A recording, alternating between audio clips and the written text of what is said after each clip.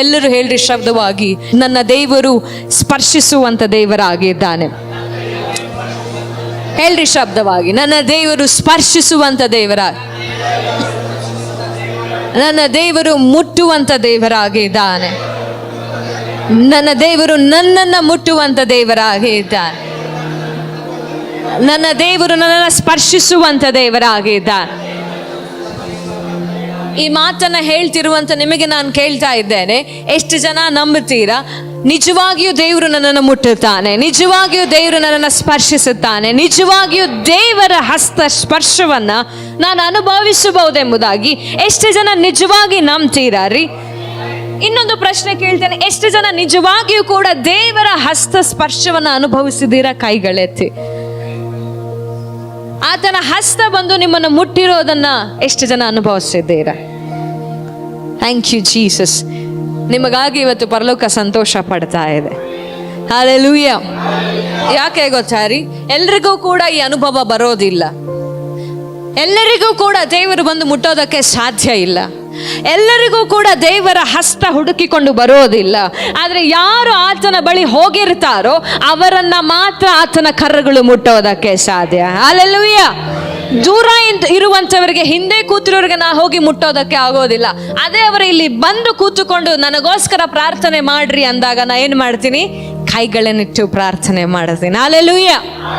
ಯಾವಾಗಲೂ ಕೂಡ ಒಂದನ್ನ ನೆನಪಿಗೆ ಇಟ್ಟುಕೊಳ್ಳ್ರಿ, ದೂರ ಇರುವವರ ಬಳಿಗೆ, ದೇವರಿಂದ ದೂರ ಹೋಗಿರುವವರಿಗೆ ದೇವರ ಹಸ್ತಸ್ಪರ್ಶ ಉಂಟಾಗೋದಿಲ್ಲ.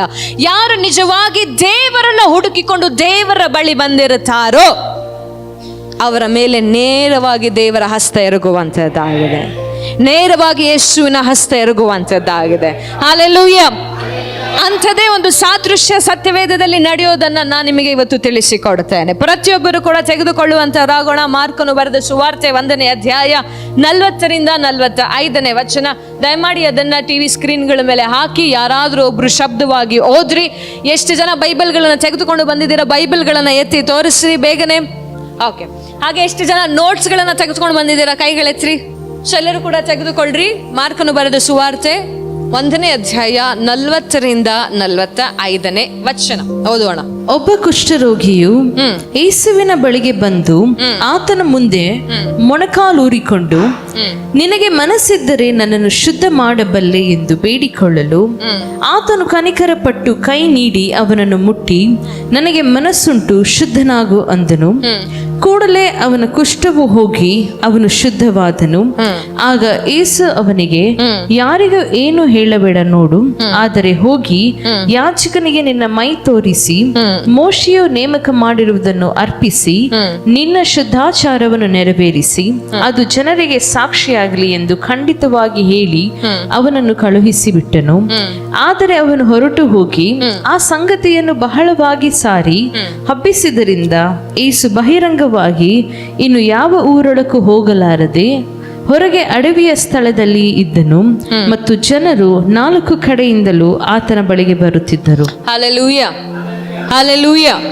ಈ ವಚನವನ್ನ ನೀವು ಅನೇಕ ಸಾರಿ ನಿಮ್ಮ ಜೀವಿತದಲ್ಲಿ ಓದಿರಬಹುದು. ಬೈಬಲ್ ಸ್ಟಡಿ ಮಾಡಬೇಕಾದ್ರೆ ಅನೇಕ ಸಾರಿ ಸೇವಕರು ದೇವರ ಸಂದೇಶವನ್ನ ಪ್ರಕಟ ಮಾಡುವಾಗಲೂ ಕೂಡ ಈ ವಚನಗಳನ್ನ ಓದಿರಬಹುದು. ಎಷ್ಟು ಜನರಿಗೆ ಗೊತ್ತಿತ್ತು ರೀ ಈ ಸಂಗತಿ ನಡೆದಿದ್ದ ಸತ್ಯವೇದದಲ್ಲಿ ಅಂತ? ಯೇಸು ಸ್ವಾಮಿ ಒಬ್ಬ ಕುಷ್ಠರೋಗಿಯನ್ನ ವಾಸಿ ಮಾಡಿದ್ದಾನೆ ಎಂಬುದಾಗಿ ಎಷ್ಟು ಜನರಿಗೆ ಗೊತ್ತಿತ್ತು? ಕೈ ಸ್ವಲ್ಪ ಸ್ಟ್ರೈಟ್ ಆಗಿ ಎತ್ತಿ. ಗೊತ್ತಾಗುತ್ತೆ, ನನಗೆ ಐಡಿಯಾ ಬರುತ್ತೆ ಎಷ್ಟು ಜನ ಗೊತ್ತು, ಎಷ್ಟು ಜನರಿಗೆ ಗೊತ್ತಿಲ್ಲ ಅಂತ. ಓಕೆ. ಸೊ ಎಲ್ರಿಗೂ ಗೊತ್ತು. ಓಕೆ. ಸೊ ಇಲ್ಲಿ ಇದಕ್ಕಿಂತ ಮುಂಚಿತವಾಗಿ ಯೇಸು ಅನೇಕ ರೋಗಿಗಳನ್ನ ವಾಸಿ ಮಾಡಿ, ಅನೇಕ ದೆವ್ವಗಳನ್ನ ಬಿಡಿಸಿ, ತಾನಿರುವಂತ ಸ್ಥಳದಲ್ಲೇ ಅನೇಕ ಅದ್ಭುತಗಳನ್ನ ಮಾಡಿದ ನಂತರ ಬೆಳಗ್ಗೆನು ಮೊಬ್ಬಿರುವಾಗ ಆತನು ಮುಂಜಾನೆ ಪ್ರಾರ್ಥನೆಗೆ ಹೋಗ್ತಾನೆ. ಆತನ ಪ್ರಾರ್ಥನೆಗೆ ಹೋಗಿರುವಾಗ ಎಲ್ಲರೂ ಕೂಡ ಕಾಯ್ತಿರ್ತಾರೆ ಯೇಸು ಸ್ವಾಮಿಗೆ. ಎಲ್ಲಿ ಯೇಸು ಸ್ವಾಮಿ, ಎಲ್ಲಿ ಯೇಸು ಸ್ವಾಮಿ, ನಾವು ಗುಣ ಹೊಂದಬೇಕು, ನಮ್ಮ ಮಗನಿಗೆ ದೆವ್ವ ಇದೆ, ಅದು ಇದೆ ಅಂತ ಎಲ್ಲರೂ ಕೂಡ ಯೇಸು ಸ್ವಾಮಿಗಾಗಿ ಕಾಯ್ತಿರ್ತಾರೆ. ಆದ್ರೆ ಯೇಸು ಸ್ವಾಮಿ ಎಲ್ಲರನ್ನ ಬಿಟ್ಟು ದೂರದ ಸ್ಥಳದಲ್ಲಿ ಹೋಗಿ, ಅಂದ್ರೆ ಅಡವಿಗೆ ಹೋಗಿ ತಾನು ಏಕಾಂತವಾಗಿ ಪ್ರಾರ್ಥನೆ ಮಾಡಿ ಬಂದ ನಂತರ ದೇವರ ಚಿತ್ತವನ್ನ ಅರಿತುಕೊಂಡು ಅಲ್ಲಿಂದ ಬಂದ ಮೇಲೆ ಹೇಳ್ತಾರೆ, ಮೇಲಿನ ವಚನಗಳಲ್ಲಿ ನೀವು ನೋಡಬಹುದು 35ರಿಂದ 31ನೇ ವಚನದಲ್ಲಿ ಅಲ್ಲಿ ಹೇಳ್ತಾನೆ, ಎಲ್ಲರೂ ನಿನ್ನನ್ನು ಹುಡುಕುತ್ತಾರೆ ಅನ್ನಲಾಗಿ ಆತನು ಅವರಿಗೆ, ನಾವು ಸಮೀಪದಲ್ಲಿರುವ ಬೇರೆ ಊರುಗಳಿಗೆ ಹೋಗೋಣ, ಅಲ್ಲಿಯೂ ನಾನು ಸುವಾರ್ತೆ ಸಾರಬೇಕು, ಇದಕ್ಕಾಗಿಯೇ ನಾನು ಹೊರಟು ಬಂದಿದ್ದೇನೆ ಎಂದು ಹೇಳಿದನು. ಓಕೆ.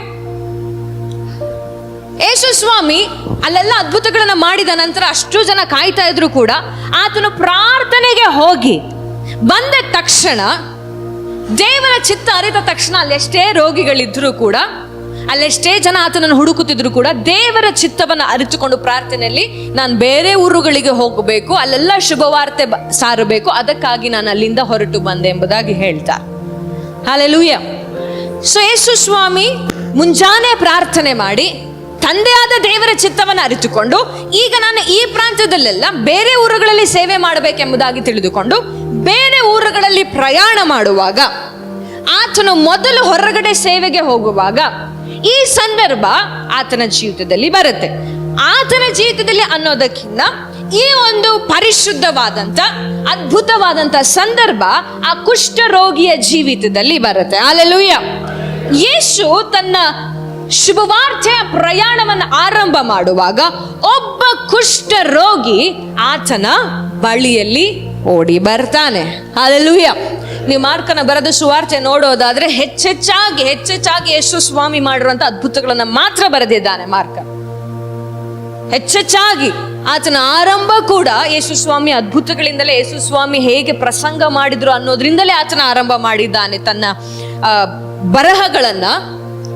ಯೇಸು ಸ್ವಾಮಿ ತಲೆಮಾರಾಗ್ಲಿ, ಯೇಸು ಸ್ವಾಮಿ ಕುಟುಂಬವಾಗ್ಲಿ, ಯೇಸು ಸ್ವಾಮಿ ಎಲ್ಲಿ ಜನನವಾಯಿತು ಏನು ಕೂಡ ಮಾಡಿಲ್ಲ. ಆದ್ರೆ ಯೇಸು ಸ್ವಾಮಿ ಯಾರಾಗಿದ್ದರು, ಯೇಸು ಸ್ವಾಮಿಗೆ ಎಂತ ಅಧಿಕಾರವಿತ್ತು, ಯೇಸು ಸ್ವಾಮಿ ಏನೆಲ್ಲ ಅದ್ಭುತಗಳನ್ನ ಮಾಡಿದ್ರು, ಅಷ್ಟನ್ನ ಮಾತ್ರ ಮಾರ್ಕನು ತುಂಬಾ ಅಚ್ಚುಕಟ್ಟಾಗಿ ತನ್ನ ಈ ಪುಸ್ತಕದಲ್ಲಿ, ತನ್ನ ಈ ಪತ್ರಿಕೆಯಲ್ಲಿ ಬರೆದಿದ್ದಾನೆ. ಇದನ್ನ ಇನ್ನೂ ವಿವರವಾಗಿ ನೀವು ಲೂಕನ ಬರೆದ ಸುವಾರ್ತೆ 5ನೇ ಅಧ್ಯಾಯ 12ರಿಂದ 16ನೇ ವಚನದಲ್ಲಿ ನೀವಿದನ್ನ ಗಮನಿಸಬಹುದು. ಹಾಗೂ ಮತ್ತಾಯ ಬರೆದ ಸುವಾರ್ತೆ 8ನೇ ಅಧ್ಯಾಯ 2ರಿಂದ 4ನೇ ವಚನದಲ್ಲೂ ಕೂಡ ಇದೇ ಸಂಗತಿಯನ್ನ ನೀವಿನ್ನು ಆಳವಾಗಿ ಇನ್ನು ನೀವು ತಿಳಿದುಕೊಳ್ಳಬಹುದು. ಸೊ ಮನೆಗೆ ಹೋಗಿ ಟೈಮ್ ಸಿಕ್ಕಿದಾಗ ಆ 2 ಅಧ್ಯಾಯಗಳನ್ನ ಓದಿ ಕಂಪೇರ್ ಮಾಡ್ಕೊಳ್ಳಿ, ಇವತ್ತು ನೀವೇನು ತಿಳಿದುಕೊಂಡಿದ್ದೀರೋ ಅದನ್ನು. ಓಕೆ.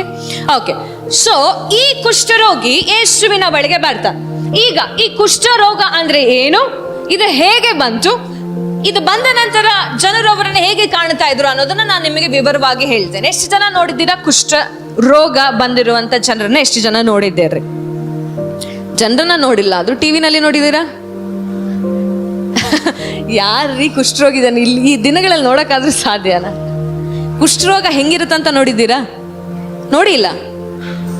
ಎಷ್ಟು ಜನ ನೋಡಿದ್ದೀರಿ? ಕೈ ಎತ್ರಿ. ಟಿವಿನಲ್ಲೇ ಎಷ್ಟು ಜನ ನೋಡಿದ್ದೀರಾ? ಎಷ್ಟೋ, ಇನ್ನು ಕೆಲವರು ನೋಡಿಲ್ಲ. ಓಕೆ. ಬೆರಳು ಇರೋದಿಲ್ಲ, ಕಾಲಿರೋದಿಲ್ಲ, ಮಾಂಸ ಇರೋದಿಲ್ಲ, ಚರ್ಮ ಎಲ್ಲ ಕ್ಯೂ ಸೋರಿ, ಗೆಡ್ಡೆ ಆಗಿ ಕ್ಯೂ ಸೋರಿ, ಗಾಯ ಆಗಿ ರಕ್ತ ಸೋರ್ತಾ ಇರುತ್ತೆ. ನೋಡಿದ್ದೀರಾ? ಓಕೆ. ಸೊ ಈ ಒಂದು ಕುಷ್ಠರೋಗ ಅನೇಕ ಮೆಡಿಕಲ್ ಸೈಂಟಿಸ್ಟ್ಗಳ ಪ್ರಕಾರ ಈ ಒಂದು ಕುಷ್ಠರೋಗ ಆರಂಭವಾಗಿತ್ತು ಐಗುಪ್ತ ದೇಶದಿಂದ. ಐಗುಪ್ತ ದೇಶಗಳಲ್ಲಿ ಸತ್ತಿರುವಂತವರನ್ನ ಮಮ್ಮಿ ಎಂಬುದಾಗಿ ಗುರುತಿಸಿ ಅವರಿಗೆ ಬಟ್ಟೆ ಸುತ್ತಿ ಏನು ಮಾಡ್ತಾ ಇದ್ರು, ಬಾಕ್ಸ್ ನಲ್ಲಿ ಹಾಕಿ ಇಡುತ್ತಾ ಇದ್ರು, ಪಿರಮಿಡ್ಗಳಲ್ಲಿ ಇಡುತ್ತಾ ಇದ್ರು. ಸೊ ಆ ಸತ್ತ ಹೆಣಗಳಿಂದ ಬಂದಂತ ಬ್ಯಾಕ್ಟೀರಿಯಾ ಮನುಷ್ಯನಿಗೆ ತಗುಲಿ ಅಲ್ಲಿಂದ ಈ ಕುಷ್ಠರೋಗ ಆರಂಭವಾಗಿದ್ದು. ಸೊ ಈ ಕುಷ್ಠರೋಗ ಒಬ್ಬ ಮನುಷ್ಯನಿಗೆ ತಗುಲಿದ ತಕ್ಷಣ ಆ ಮನುಷ್ಯನ ತಲೆಯಲ್ಲಿರುವಂತ ಕೂದಲು, ಐಬ್ರೋನಲ್ಲಿ ಇರುವಂತ ಕೂದಲು, ಕಣ್ಣಿನ ರೆಪ್ಪೆಗಳಲ್ಲಿರುವಂತ ಕೂದಲು ಪ್ರತಿಯೊಂದು ಕೂಡ ಉದುರೋದಕ್ಕೆ ಸ್ಟಾರ್ಟ್ ಆಗತ್ತೆ.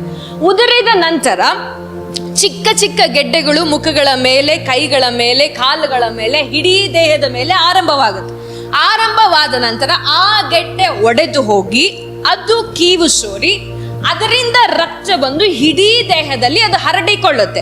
ಎಷ್ಟರ ಮಟ್ಟಿಗೆ ಹರಡಿಕೊಳ್ಳುತ್ತೆ ಅಂದ್ರೆ ಇಡೀ ದೇಹ ರಕ್ತಮಯವಾಗುವಷ್ಟರ ಮಟ್ಟಿಗೆ ಅದು ಹರಡಿಕೊಳ್ಳುತ್ತೆ. ಮತ್ತೆ ಈ ರೋಗ ಒಬ್ಬನಿಗೆ ಬಂದರೆ ಅವನ ಉಸಿರು ಇನ್ನೊಬ್ಬರಿಗೆ ತಾಕಿದ್ರೂ ಕೂಡ ಈ ರೋಗ ಹರಡಿಕೊಳ್ಳುತ್ತೆ. ಇದಕ್ಕೆ ಇಲ್ಲಿವರೆಗೂ ಕೂಡ ಯಾವುದೇ ಮೆಡಿಸಿನ್ ಕಂಡು ಹಿಡಿದಿಲ್ಲ. ಆದ್ರೆ ಅದು ಆಗಬಾರ್ದಂತ ಪ್ರಿಕಾಷನ್ ಆಗಿ ವ್ಯಾಕ್ಸಿನೇಷನ್ಗಳನ್ನ ಕೊಡಬಹುದು. ಬಟ್ ಈ ರೋಗಕ್ಕೆ ಇಲ್ಲಿ ತನಕ ಯಾವುದೇ ಮೆಡಿಸಿನ್ಗಳನ್ನ ಕಂಡು ಹಿಡಿದಿಲ್ಲ. ಈ ರೋಗ ಬರೇ ಚರ್ಮಕ್ಕೆ ಮಾತ್ರ ಸೀಮಿತವಾಗಿರೋದಲ್ಲ, ಈ ಬ್ಯಾಕ್ಟೀರಿಯಾದಿಂದ ಅಫೆಕ್ಟ್ ಆಗಿರುವಂಥವರಿಗೆ ಚರ್ಮ ಮಾತ್ರವಲ್ಲ, ಅವರ ಎಂಟೈರ್ ನರ್ವಸ್ ಸಿಸ್ಟಮ್ ಕೂಡ ಅಫೆಕ್ಟ್ ಆಗಿರುತ್ತೆ. ದೇಹದ ಪ್ರತಿಯೊಂದು ನರಗಳು ಕೂಡ ಅಫೆಕ್ಟ್ ಆಗಿರುತ್ತೆ. ಎಷ್ಟರ ಮಟ್ಟಿಗೆ ಅಂದ್ರೆ ಅವನ ದೇಹ ಯಾವುದೇ ಅನುಭವವನ್ನ ಪಡೆದುಕೊಳ್ಳೋದಿಲ್ಲ, ಎಲ್ಲ ಸೆನ್ಸೇಷನ್ ಅನ್ನ ಕಳೆದುಕೊಳ್ತಾರೆ. ಇವಾಗ ಅವ್ರು ಹೇಳಿದ್ರಲ್ಲ, ಕೈ ಇರಲ್ಲ ಕಾಲಿರಲ್ಲ ಅಂತ.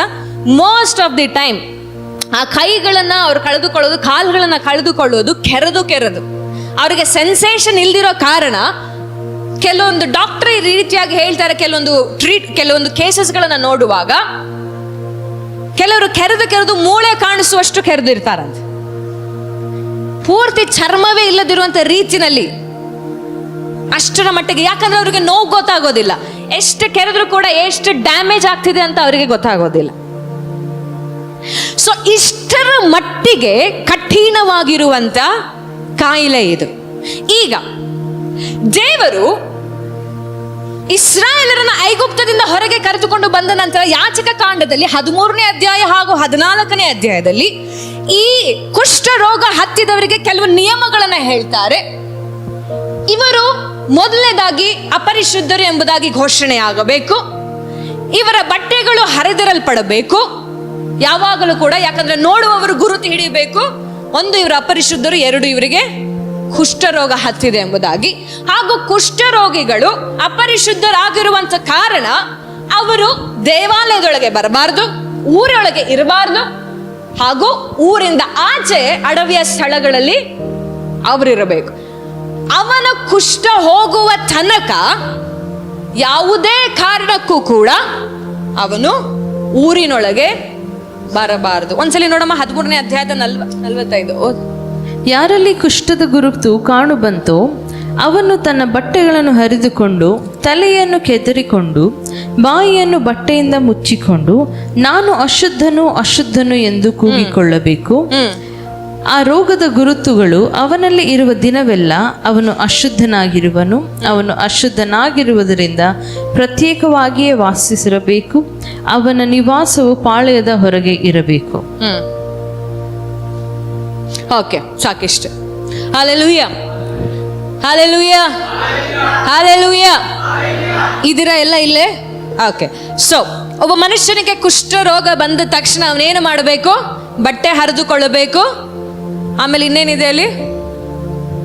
ಬಟ್ಟೆಗಳನ್ನು ಹರಿದುಕೊಂಡು ತಲೆಯನ್ನ ಕೆದರಿಕೊಂಡು ಬಾಯಿಯನ್ನ ಬಟ್ಟೆಯಿಂದ ಮುಚ್ಚಿಕೊಂಡು ನಾನು ಅಶುದ್ಧನು ಎಂಬುದಾಗಿ ಅವನು ತನ್ನ ಮೇಲೆ ತಾನು ಘೋಷಣೆ ಮಾಡಬೇಕು, ಕೂಗುತ್ತಾ ಇರಬೇಕು. ಸೊ ಅವಾಗ ಏನಾಗುತ್ತೆ? ಶುದ್ಧರಿರುವಂತ ಜನರು, ಅಂದ್ರೆ ಆರೋಗ್ಯವಾಗಿರುವಂತ ಜನರು, ಯಾರಿಗೆ ಇನ್ನು ಕುಷ್ಠರೋಗ ಇಲ್ವೋ ಅವರು ಅವನ ಹತ್ತಿರ ಬರೋದಿಲ್ಲ. ಹಾಗೆ ಅವನು ಆಚೆ ಎಲ್ಲಾದರೂ ಕಂಡಾಗಲೂ ಕೂಡ ಏನು ಮಾಡಬೇಕಾಗಿತ್ತು? ಇಸ್ರಾಯೇಲರು ಅಶುದ್ಧನು ಎಂಬುದಾಗಿ ಅವನನ್ನು ನೋಡಿ ಕೂಗಬೇಕಾಗಿತ್ತು. ಆಗ ಅಲ್ಲಿರುವಂತ ಜನರೆಲ್ಲರೂ ಕೂಡ ಎಚ್ಚರಗೊಂಡು ಆ ಸ್ಥಳಕ್ಕೆ ಅವರು ಹೋಗದ ಹಾಗೆ ತಮ್ಮ ದಾರಿಯನ್ನ ಬೇರೆ ಕಡೆ ಹೋಗ್ತಾ ಇದ್ರು. ಅನೇಕ ದೃಷ್ಟಾಂತಗಳನ್ನು ಆ ಸತ್ಯವೇದದಲ್ಲಿ ನೋಡ್ತೇವೆ. ಇನ್ನು 10 ಕುಷ್ಠರೋಗಿಗಳು ಯೇಸು ಸ್ವಾಮಿ ಬಳಿಗೆ ಬರ್ತಾರೆ. ಅವರೆಲ್ಲರೂ ಕೂಡ ಊರಿನ ಆಚೆ ಇರ್ತಾರೆ. ಸೊ ಕುಷ್ಠ ರೋಗಿಯ ವಾಸಸ್ಥಳ ಯಾವತ್ತಿದ್ರೂ ಕೂಡ ಊರಿಂದ ಆಚೆ ಇರಬೇಕು. ಅವನಿಗೆ ದೇವಾಲಯದಲ್ಲಿ ಪ್ರವೇಶ ಇರಲಿಲ್ಲ, ತನ್ನ ಕುಟುಂಬದವರ ಜೊತೆ ಇರಲು ಪ್ರವೇಶ ಇರಲಿಲ್ಲ, ತನ್ನ ಊರಲ್ಲಿ ಇರಲು ಪ್ರವೇಶ ಇರಲಿಲ್ಲ. ಅವನು ಯಾವಾಗಲೂ ಕೂಡ ಒಬ್ಬಂಟಿಯಾಗಿ ಏಕಾಂತವಾಗಿ ತನ್ನ ಜೀವಿತವನ್ನ ತಾನೇ ನಡೆಸ್ಕೊಬೇಕಾಗಿತ್ತು. ಅವನಿಗೆ ಹಸಿವಾದ್ರೂ ಕೂಡ ಅವನೇ ಇರಬೇಕಾಗಿತ್ತು. ಕಣ್ಣೀರು ಬಂದಾಗ್ಲೂ ಕೂಡ ಅವನೇ ಆಗಬೇಕಾಗಿತ್ತು. ದುಃಖ ಆದಾಗ್ಲೂ ಕೂಡ. ಒಟ್ಟಿನಲ್ಲಿ ಒಬ್ಬ ಕುಷ್ಠ ರೋಗಿ ಏಕಾಂಗಿ ಜೀವಿತವನ್ನ ಮಾಡ್ತಾ ಇದ್ದನು. ಅವನು ಕೂಡ ಯಾರ ಬಳಿಗೆ ಹೋಗೋ ಆಗಿರ್ಲಿಲ್ಲ, ಹೊರಗಿನವರು ಕೂಡ ಅವನ ಬಳಿಗೆ. ಯಾಕಂದ್ರೆ ದೇವರಿಗೆ ಬೇರೆಯವರಿಗೆ ಕುಷ್ಠರೋಗ ಹತ್ತೋದು ಇಷ್ಟ ಇರಲಿಲ್ಲ. ಕೆಲವೊಂದು ಸಾರಿ ನಾವು ನೋಡ್ತೇವೆ, ದಾವೀದನ ಒಂದು ಕುಟುಂಬಕ್ಕೆ ಶಾಪ ಕೊಡ್ತಾನೆ, ನೀನು ನಿನ್ನ ತಲೆಮಾರಿನಲ್ಲಿ ಒಬ್ಬನು ಕುಷ್ಠರೋಗಿ ಇಲ್ಲದೆ ಇರಲಿ ಅಂತ. ಕೆಲವೊಂದು ಸಾರಿ ನಾವು ನೋಡುವಾಗ ಅದು ದೇವರ ಶಾಪವೂ ಕೂಡ ಆಗಿರುತ್ತೆ. ಇಲ್ಲಿ ಅದು ಯಾವುದಿತ್ತೋ ನಮಗೆ ಗೊತ್ತಿಲ್ಲ, ಅದು ತಲೆಮಾರಿನ ಶಾಪವೋ ಇವನ ಪಾಪವೋ ನಮಗೆ ಗೊತ್ತಿಲ್ಲ ರೀ. ಆದ್ರೆ ಒಂದಂತೂ ಗೊತ್ತು, ಜನರು ಇವನನ್ನ ಅಶುದ್ಧನು ಎಂಬುದಾಗಿ ಗುರುತು ಹಿಡಿದಿದ್ರು. ಏನಂತ? ಅಶುದ್ಧನು ಎಂಬುದಾಗಿ. ಇನ್ನೊಂದು ಸತ್ಯ, ಈತನು ಜನರ ಮಧ್ಯೆ ಇರೋ ಹಾಗಿರ್ಲಿಲ್ಲ, ಈ ಜನರಿಂದ ದೂರ ಇರಬೇಕಾಗಿತ್ತು. ಸೊ ಇಂಥ ಒಬ್ಬಂಟಿಗನಾಗಿ, ಮೈಯೆಲ್ಲ ನೋವುಳ್ಳವನಾಗಿ, ಯಾವಾಗಲೂ ಅಶುದ್ಧನು ಎಂಬುದಾಗಿ ಅನ್ನಿಸಿಕೊಳ್ಳುವಂತ ಒಬ್ಬ ಕುಷ್ಠ ರೋಗಿ ಒಂದು ದಿನ ನಿಜ ರಕ್ಷಕನಾಗಿರುವಂತ, ತನ್ನನ್ನ ಪರಿಶುದ್ಧನನ್ನಾಗಿ ಮಾಡುವಂತ ಸಾಮರ್ಥ್ಯ ಉಳ್ಳಂತ ಒಬ್ಬ ದೇವ ಕುಮಾರನು ಇದ್ದಾನೆ. ಆತನು ಯೆರೂಸಲೇಮಿನಲ್ಲಿ ಇದ್ದಾನೆ, ಆತನು ನಾನಿರುವಂತ ಸ್ಥಳದಲ್ಲಿ ಇದ್ದಾನೆ ಎಂಬುದಾಗಿ ಅವನೇ ತಿಳಿದುಕೊಂಡು ಅವನೇನು ಮಾಡ್ತಾನೆ ಗೊತ್ತಾರಿ? ತನ್ನ ವಿಷಯದಲ್ಲಿ ಇದ್ದಂತ ಪ್ರತಿಯೊಂದು ನಿಯಮಗಳನ್ನು ಮುರಿದು ಹಾಕಿ ಅವನು ತಾನಾಗಿ ಯೇಸುವಿನ ಬಳಿಗೆ ಓಡಿ ಬರ್ತಾನೆ. ಎಷ್ಟು ಜನರಿಗೆ ಅರ್ಥ ಆಗ್ತಿದೆ? ಒಬ್ಬ ಕುಷ್ಠ ರೋಗಿ ಮನುಷ್ಯನ ಬಳಿ ಹೋಗಬಾರ್ದು.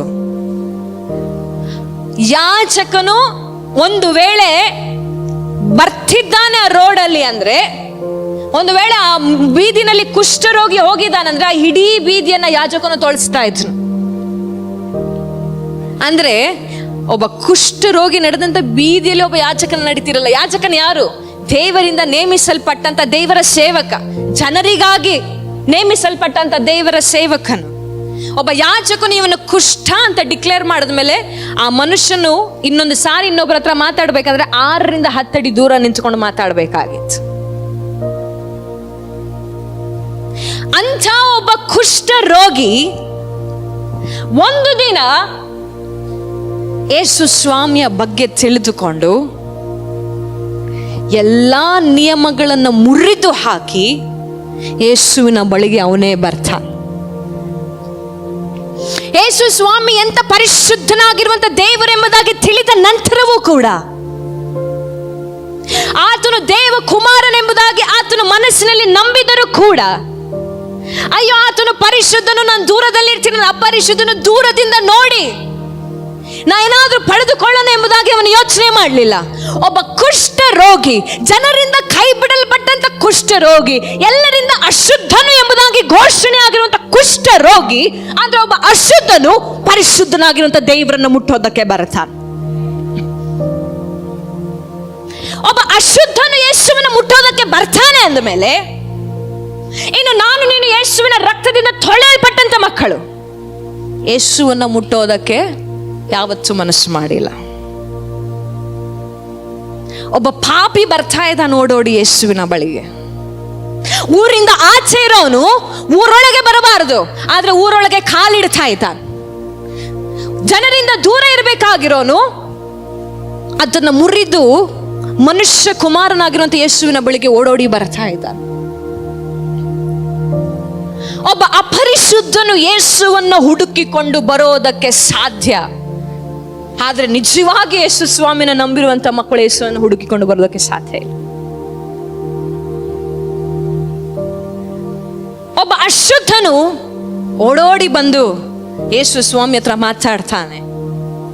ಆದ್ರೆ ದೇವರ ರಕ್ತದಿಂದ ತೊಳೆಯಲ್ಪಟ್ಟಂತ ನಾವು ಮಾತಾಡ್ತೇವ್ರಿ, ನಮ್ದು ಹೇಳ್ತೀವ್ರಿ. ಯೇಸು ಸ್ವಾಮಿ ಹತ್ರ ಮಾತಾಡೋದಕ್ಕಾಗ್ಲಿ, ಯೇಸು ಸ್ವಾಮಿ ಹಸ್ತ ಸ್ಪರ್ಶ ನಮಗಾಗ್ಲಿ ಎಂಬುದಾಗಿ ಎಂದು ಯೋಚನೆ ಮಾಡೋದಿಲ್ಲ. ಯಾವ ಥರ ನೀವು ಪ್ರಾರ್ಥನೆ ಮಾಡಿದ್ದೀರಾ? ದೇವರೇ ನನ್ನನ್ನು ಮುಟ್ಟಪ್ಪ, ನಾನು ನಿನ್ನ ಸ್ಪರ್ಶ ಅನುಭವಿಸ್ಬೇಕು. ಇವತ್ತು ನನ್ನ ಕಣ್ಣುಗಳನ್ನು ತೆರೆ ಮಾಡಪ್ಪ, ನಾನೇನ ನೋಡಬೇಕು. ಇವತ್ತು ನೀನು ನನ್ನ ಸಂಗಡ ಮಾತನಾಡಪ್ಪ, ನಾನು ಸಿದ್ಧಳಾಗಿ ಕುಂತಿದ್ದೇನೆ. ನೀವೇನ್ ಮಾಡ್ತೀರಾ? ಬೆಳಗ್ಗೆ ಕೂತ ಏನ್ ಮಾಡ್ತೀರಾ? ಏನು ಪ್ರಾರ್ಥನೆ ಮಾಡ್ತೀರಾ? Your prayers are always self-centered. ನಿಮ್ಮ ಪ್ರಾರ್ಥನೆ ಯಾವಾಗಲೂ ಸೆಲ್ಫ್ ಸೆಂಟರ್ಡ್ ಆಗಿರುತ್ತೆ. It must be God centred. ನಮ್ಮ ಪ್ರಾರ್ಥನೆ ಆಧಾರ ದೇವರಾಗಿರಬೇಕು. ನಮ್ಮ ಪ್ರಾರ್ಥನೆಯ ಮುಖ್ಯಾಂಶಗಳು ದೇವರಾಗಿರಬೇಕು, ನಾವಲ್ಲ. ಇಲ್ಲ ಸಿಸ್ಟರ್, ನಾನು ಎವ್ರಿ ಡೇ ಪ್ರೇಯರ್ ಮಾಡ್ತೇನೆ, ಪ್ರತಿದಿನ ಪ್ರೇಯರ್ ಮಾಡ್ತೀನಿ. ಓಕೆ, ನೀ ಏನು ಪ್ರೇಯರ್ ಮಾಡ್ತೀಯ ಒಂದು ಪೇಪರ್ನಲ್ಲಿ ಅವತ್ತೇ ಬರಿ. ಬರೆದ್ಬಿಟ್ಟು ಸ್ವಲ್ಪ ಅದನ್ನು ಸ್ಕ್ಯಾನ್ ಮಾಡು. ಅದು ಸೆಲ್ಫ್ ಸೆಂಟರ್ಡ್ ಇದೆಯಾ, ಗಾಡ್ ಸೆಂಟರ್ಡ್ ಇದೆಯಾ, ನಿಮಗೆ ಗೊತ್ತಾಗತ್ತೆ. ಅದು ನಿಮ್ಮ ಬಗ್ಗೆ ನೀವು ಪ್ರಾರ್ಥನೆ ಮಾಡಿರೋದಾ, ಅಥವಾ ದೇವರ ಚಿತ್ತ ನನ್ನ ಜೀವಿತದಲ್ಲಿ ನೆರವೇರಲಿ ಎಂಬುದಾಗಿ ಪ್ರಾರ್ಥನೆ ಮಾಡಿರೋದಾ, ದೇವರ ವಾಕ್ಯದಂತೆ ಪ್ರಾರ್ಥನೆ ಮಾಡಿರೋದಾ, ಅದು ನಿಮಗೆ ತಿಳಿಯುತ್ತೆ. ನನಗೆ ನಿನಗಿರುವಂಥ ಒಂದೇ ದಾರಿ ಯೇಸುವನ್ನು ಹುಡುಕಿಕೊಂಡು ಮುಟ್ಟಬೇಕಂದ್ರೆ ಪ್ರಾರ್ಥನೆ ಮಾತ್ರ. ನೀವಿನ್ ಬೇರೆ ಯಾವ ದಾರಿ ಹುಡುಕ್ರಿ, ಎಂಥ ದೊಡ್ಡ ಮೀಟಿಂಗ್ಗಳಿಗೆ ಹೋಗ್ರಿ, ನಾ ಬೇಡ ಅನ್ನಲ್ಲ, ಹೋಗ್ರಿ, ಬೇಕಾದ್ರೆ ಬಲ ತೆಗೆದುಕೊಂಡು ಬನ್ರಿ. ಆದ್ರೆ ಯೇಸು ನಿಮ್ಮನ್ನು ಮುಟ್ಟಬೇಕಂದ್ರೆ ನೀವು ಯೇಸುವಿನ ಬಳಿಗೆ ಹೋಗ್ಲೇಬೇಕು. ಅದಕ್ಕಿರೋದು ಒಂದೇ ದಾರಿ, ಪ್ರಾರ್ಥನೆ. ಪ್ರಾರ್ಥನೆ ಬಿಟ್ಟು ನೀವು ಯಾರು ಕೂಡ ಆತನ ಬಳಿಗೆ ಹೋಗೋದಕ್ಕಾಗೋದಿಲ್ಲ. ಏಕಾಂತದ ಪ್ರಾರ್ಥನೆ, ಆ ಪ್ರಾರ್ಥನೆಯಲ್ಲಿ ಮಾತ್ರ ನೀವು ಮತ್ತೆ ದೇವರಿಬ್ಬರೇ ಇರೋದು.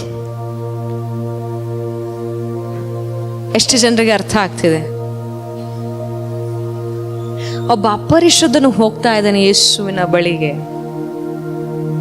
ಈಗಾಗಲೇ ಪರಿಶುದ್ಧರು ಅನ್ನುವಂಥ ಪಟ್ಟ, ಯೇಸುವಿನ ರಕ್ತದಿಂದ ನಾವು ತೊಳೆಯಲ್ಪಟ್ಟಿದ್ದೇವೆ ಅಂತ ಹೇಳ್ಕೊಂಡು ಓಡಾಡೋ ಅಂಥವ್ರು ನಾವು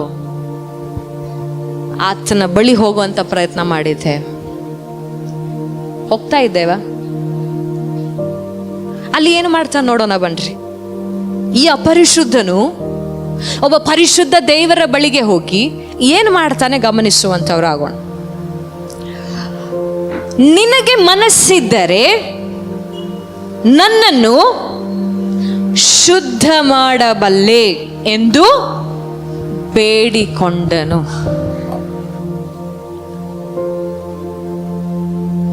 ಸವಾಲ್ ಹಾಕ್ತಿದ್ದಾನ ದೇವ್ರಿಗೆ ಇವನು.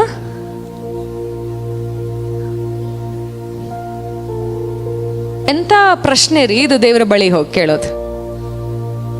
ಇವನಿಗೆ ಎಷ್ಟು ಧೈರ್ಯ ಇರ್ಬೋದು, ಎಷ್ಟು ಧೈರ್ಯ ಇರ್ಬೋದು ಯೋಚನೆ ಮಾಡ್ರಿ. ಒಬ್ಬ ಅಪರಿಶುದ್ಧನು, ಒಬ್ಬ ಅಶುದ್ಧನು ಹೋಗಿ ಪರಿಶುದ್ಧನಾಗಿರುವಂಥ ದೇವರಿಗೆ ಹೇಳ್ತಾ ಇದ್ದಾನೆ, ನಿನಗೆ ಮನಸ್ಸಿದ್ರೆ ನನ್ನ ನಿನ್ನ ಶುದ್ಧ ಮಾಡಬಹುದು. ಅವನು ನನ್ನ ರೋಗವನ್ನು ವಾಸಿ ಮಾಡುವಂತಿಲ್ಲ, ನನ್ನ ಕುಷ್ಠವನ್ನು ನೀಗಿಸುವಂತಿಲ್ಲ. ಅವನು ಕೇಳ್ತಿರೋದು ಒಂದೇ ಮಾತು, ಎಲ್ಲರೂ ನನ್ನನ್ನು ಅಶುದ್ಧನು ಎಂಬುದಾಗಿ ಹೇಳ್ತಾರೆ. ನೀನು ಮನಸ್ಸು ಮಾಡಿದ್ರೆ ನೀನು ಮಾತ್ರ ನನಗೆ ಶುದ್ಧನಾಗಿ ಮಾಡೋದಕ್ಕೆ ಸಾಧ್ಯ. ಯೇಸುವೆ, ನೀನು ಮನಸ್ಸು ಮಾಡಿದ್ರೆ ನೀನು ಮಾತ್ರ ನನ್ನನ್ನು ಶುದ್ಧಿ ಮಾಡೋದಕ್ಕೆ ಸಾಧ್ಯ. ಎಂಥ ಮಾತನ್ನ ಹೇಳ್ತಾ ಇದ್ದ, ಎಂಥ ಮಾತನ್ನ ಹೇಳ್ತಾ ಇದ್ದಾನೆ ಕೇಳ್ರಿ. ಯೇಸುವೆ, ನೀ ಮನಸ್ಸು ಮಾಡಿದ್ರೆ ನಾನು ಶುದ್ಧನಾಗ್ಬೋದು. ಅವನಿಗೆ ಗೊತ್ತಿತ್ತು, ಇಡೀ ಪ್ರಪಂಚ ನನ್ನ ಅಶುದ್ಧನು ಎಂಬುದಾಗಿ ಹೇಳಿದ್ದರೂ ಕೂಡ ಈ ಯೇಸು ಒಂದೇ ಒಂದು ಸಾರಿ ನನ್ನನ್ನು ಮುಟ್ಟಿದರೆ ನಾನು ಶುದ್ಧನಾಗ್ತೇನೆ, ನಾನು ಶುದ್ಧನಾಗ್ತೇನೆ.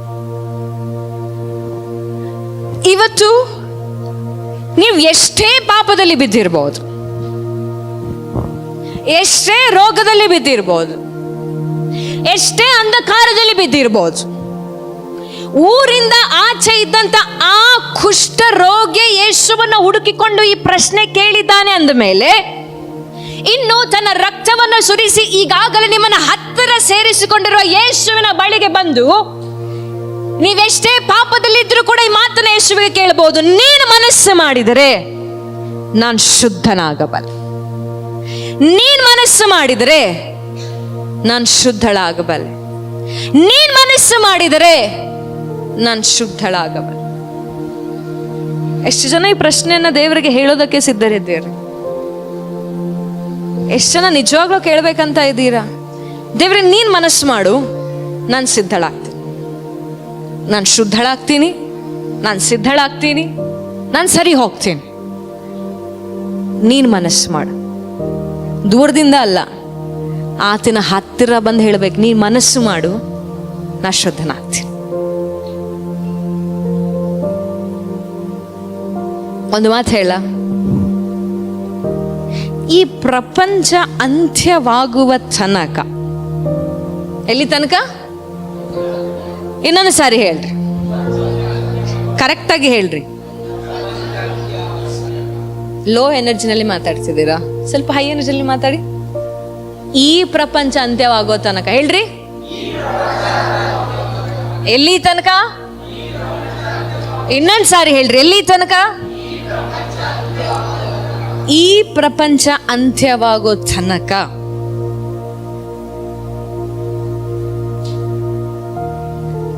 ನಿಮಗೆ ಬೇಕಾದಷ್ಟು ಸಾರಿ ದೇವರು ಅವಕಾಶಗಳನ್ನು ಕೊಡ್ತಾನೆ. ನೀನು ಮತ್ತೆ ಆತನ ಬಳಿಗೆ ಬಂದು ನೀನು ಮನಸ್ಸು ಮಾಡಿದರೆ ನನ್ನನ್ನು ಶುದ್ಧಿ ಮಾಡಬಹುದು ಎಂಬುದಾಗಿ ಕೇಳಿಕೊಳ್ಳೋದಾಗಿ.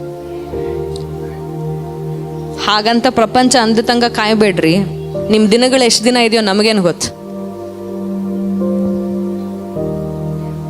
ನಾವು ಅಂದುಕೊಳ್ತೇವೆ ನಾವು 80 ವರ್ಷ ಬದುಕ್ತೇವಂತ. 33 ವರ್ಷಕ್ಕೆ ಸಾಯ್ಬೋದು. ನಮ್ಮ ದಿನಗಳು ಅಲ್ಲೇ ಅಂತ್ಯವಾಗಬಹುದು. 60 ವರ್ಷ ಬದುಕ್ತೇವೆ ಅಂದ್ಕೊಳ್ತೇವೆ, 25 ವರ್ಷಕ್ಕೆ ಏನಾದ್ರೂ ಆಗ್ಬೋದು. 50 ವರ್ಷದಲ್ಲೇ ಏನಾದ್ರೂ ಆಗ್ಬಿಡಬಹುದು. ಇವಾಗ 50 ವಯಸ್ಸಿನಲ್ಲಿರುವಂತರು ನಾವು 80-90 ಇರ್ತೀವಿ ಅನ್ಕೊಂಡು ಹೇಳೋದಕ್ಕಾಗೋದಿಲ್ಲ. ನಮ್ಮ ದಿನಗಳನ್ನ ದೇವರ ಲೆಕ್ಕ ಇಟ್ಟಿರ್ತಾರೆ, ನಾವಲ್ಲ. ನಾ ಇವತ್ತು ನಿಮಗೆ ಹೇಳ್ತಾ ಇದ್ದೇನೆ, ಈ ಸತ್ಯವನ್ನು ಅರ್ಥಕೊಂಡಿರುವಂತ ನಿಮಗೆ ದೇವರು ಇನ್ನೊಂದು ಅವಕಾಶ ಕೊಡ್ತಾ ಇದ್ದಾರೆ. ಆ ಕುಷ್ಠ ರೋಗಿಯೋಪಾದಿಯಲ್ಲಿ, ಅಪರಿಶುದ್ಧನೋಪಾದಿಯಲ್ಲಿ, ಅಶುದ್ಧನೋಪಾದಿಯಲ್ಲಿ ಈಗಲೂ ಕೂಡ ನೀವು ಯೇಸುವಿನ ಬಳಿಗೆ ಬಂದು ನೀನು ಮನಸ್ಸು ಮಾಡಿದರೆ ನಾನು ಶುದ್ಧನಾಗ್ತೇನೆ, ನಾನು ಪರಿಶುದ್ಧನಾಗ್ತೇನೆ. ಇದು ದೇವರು ನಿಮಗೆ ಕೊಡ್ತಿರುವಂತ ಅವಕಾಶ. ಖಂಡಿತವಾಗಿ ಅವಕಾಶ ಕೊಡ್ತಾ ಇದ್ದಾರಂದ್ರೆ ನಿಮ್ಮನ್ನು ಶುದ್ಧಿ ಮಾಡೋದಕ್ಕಾಗಿ ಆತನು ಕಾಯ್ತಾ ಇದ್ದಾನಂತ ಅರ್ಥ. ನಿಮ್ಮನ್ನು ಮುಟ್ಟೋದಕ್ಕಾಗಿ ಆತನು ಕಾಯ್ತಾ ಇದ್ದಾನೆ ಅಂತ ಅದರ ಅರ್ಥ. Hallelujah, hallelujah. ಆತನು ಬೇಡಿಕೊಳ್ತಾನೆ. ಹಲ್ಲೆಲೂಯ. ಆತನ ಏನ್ ಮಾಡ್ತಾನೆ? ಬರೇ ಬೇಡಿಕೊಳ್ಳುವುದಿಲ್ಲ. ಮೇಲಿನ ವಚನದಲ್ಲಿ ನೋಡ್ರಿ, ಯೇಸುವಿನ ಬಳಿಗೆ ಬಂದು ಆತನ ಮುಂದೆ ಆತನು ಮೊಣಕಾಲೂರಿಕೊಂಡು ನೀನು ಮನಸ್ಸು ಮಾಡಿದ್ರೆ ನಾನು ಶುದ್ಧನಾಗಬಲ್ಲೆ. ಇನ್ನೊಂದು ವರ್ಷನಲ್ಲಿ ನೀವು ಮತ್ತಾಯ ಲೂಕದಲ್ಲಿ ನೋಡೋದಾದರೆ ಆತನು ಸಾಷ್ಟಾಂಗವೆರಗಿದನಂತೆ. ತನ್ನ ತಲೆಯನ್ನ ಯೇಸುವಿನ ಪಾದದ ಬಳಿಗೆ ಇಟ್ಟನಂತೆ. ಏನನ್ನ ಎಲ್ಲಿಟ್ಟನಂತೆ? ನಮ್ಮ ತಲೆ ನಿಲ್ಲಲ್ಲ ರೀ ಒಂದು ಕಡೆ. ನಮ್ಮ ತಲೆಗಳೇನು ನಿಲ್ಲೋದಿಲ್ಲ, ಓಡ್ತಾ ಇರುತ್ತೆ. ಇಡೀ ಪ್ರಪಂಚ ಎಲ್ಲ ಓಡ್ತಾ ಇರುತ್ತೆ. ಆದ್ರೆ ಈ ಅಪರಿಶುದ್ಧನ ಮಾಡಿದ್ದೇನು? ತನ್ನ ತಲೆ ಎಲ್ಲೆಲ್ಲಿ ಓಡ್ತಿತ್ತ ಗೊತ್ತಿಲ್ಲ, ಆವತ್ತು ತೆಗೆದುಕೊಂಡ್ಬಂದು ಯೇಸುವಿನ ಕಾಲ್ ಮುಂದೆ ಇಟ್ಬಿಟ್ಟನ. ಹಲ್ಲೆಲೂಯ. ಇನ್ನೊಂದು ಮಾತಿನಲ್ಲಿ ಹೇಳೋದಾದ್ರೆ ಆತನು ಆರಾಧನೆ ಮಾಡ್ತಾ ಇದ್ದಾನೆ, ಆತನ ಕಾಲಿಗೆ ಬಿತ್ತು. ಇನ್ನೊಂದು ವರ್ಷನಲ್ಲಿ ನಾವು ನೋಡ್ತೇವೆ, ಕರ್ತನೆ ಎಂಬುದಾಗಿ ಹೇಳ್ತಾನೆ, Lord if you have mercy I will be clean.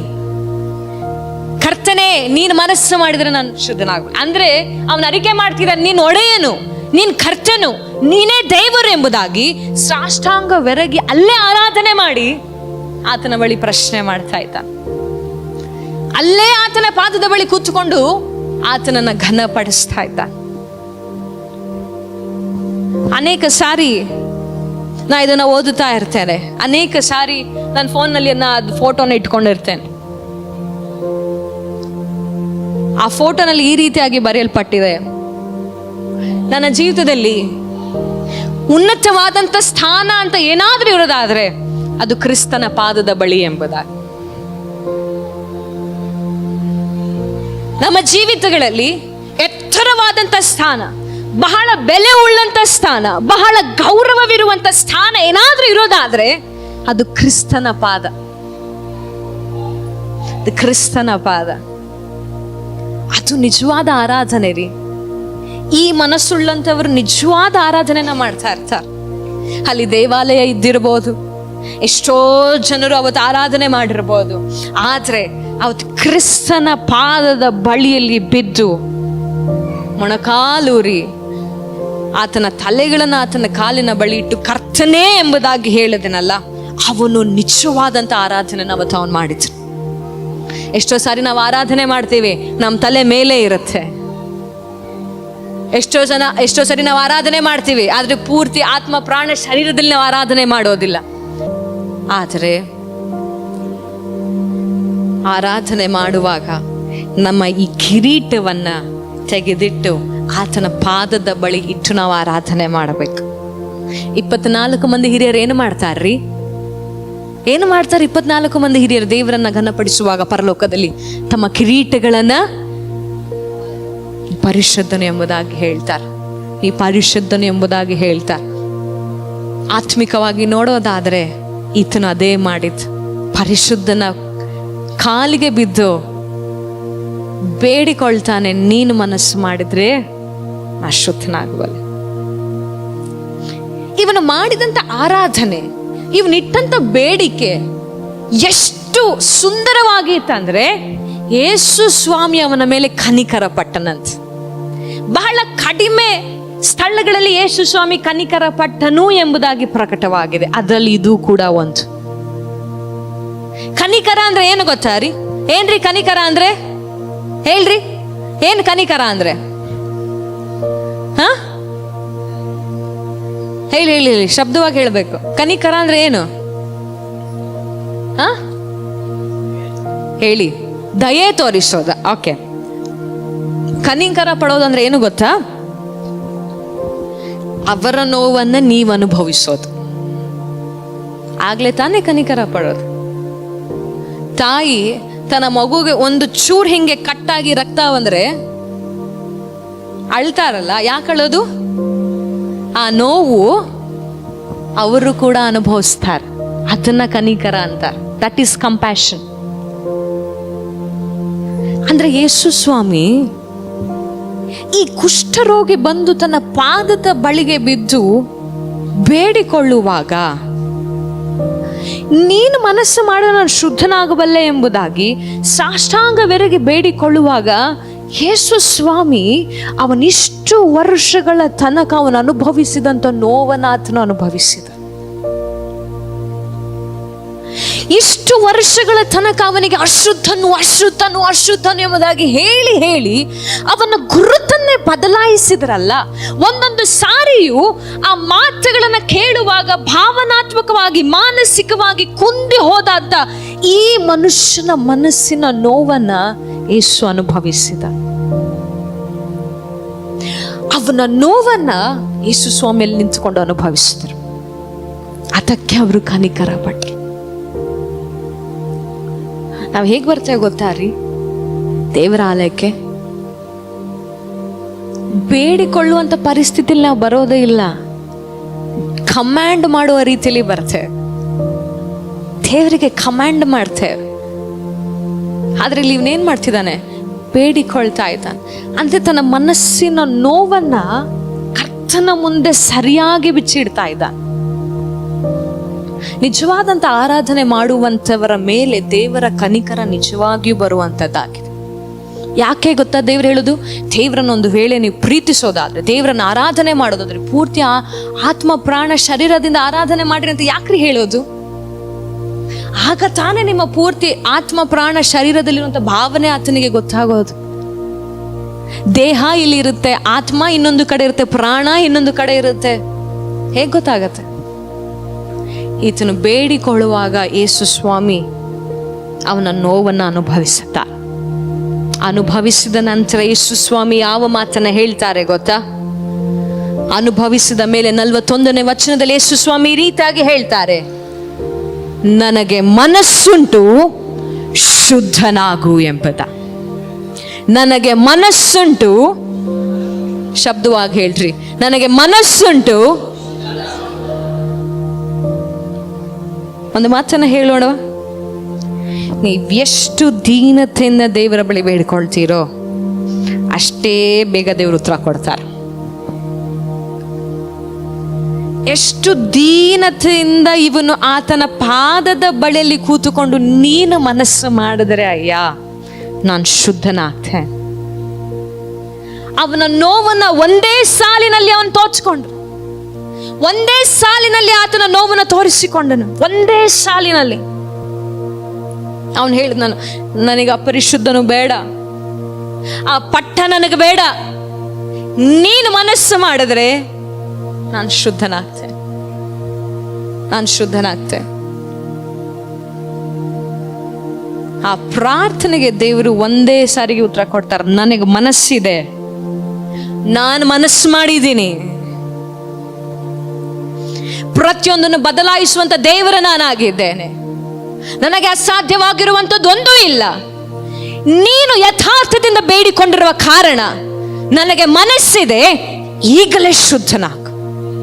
ನನಗೆ ಮನಸ್ಸಿದೆ, ಈ ಕ್ಷಣಕ್ಕೆ ಶುದ್ಧನಾಗು. ಯಥಾರ್ಥದಿಂದ ಮಾಡುವಂತ ನೀತಿವಂತರ ಪ್ರಾರ್ಥನೆಗೆ ಬಹು ಬಲ ಇದೆ ಎಂಬುದಾಗಿ ದೇವರ ವಾಕ್ಯ ಹೇಳುತ್ತೆ. ಎಷ್ಟು ಬಲ ಇದೆ? ಆ ಬಲ ಇದೆ. ಪ್ರಾರ್ಥನೆ ಮಾಡಿದ ಮರುಕ್ಷಣವೇ ದೇವರು ಹೇಳ್ತಾರೆ, ನನಗೆ ಮನಸ್ಸಿದೆ, ನೀನು ಶುದ್ಧನಾಗು. ಇನ್ಯಾರು ತಡೆಯೋದಕ್ಕೆ ಸಾಧ್ಯ? ನಿನ್ನ ಇನ್ಯಾರ ಅಶುದ್ಧನು ಎಂಬುದಾಗಿ ಹೇಳೋದಕ್ಕೆ ಸಾಧ್ಯ? ಇನ್ಯಾರು ಹೇಳೋದಕ್ಕೆ ಸಾಧ್ಯ? ಆ ಕ್ಷಣವೇ ಯೇಸು ಸ್ವಾಮಿ ಆ ಮಾತನ್ನು ಹೇಳುವಾಗ ಆತನನ್ನ ಮುಟ್ಟಿ ಹೇಳ್ತಾರೆ, ನನಗೆ ಮನಸ್ಸಿದೆ, ಶುದ್ಧನಾಗು.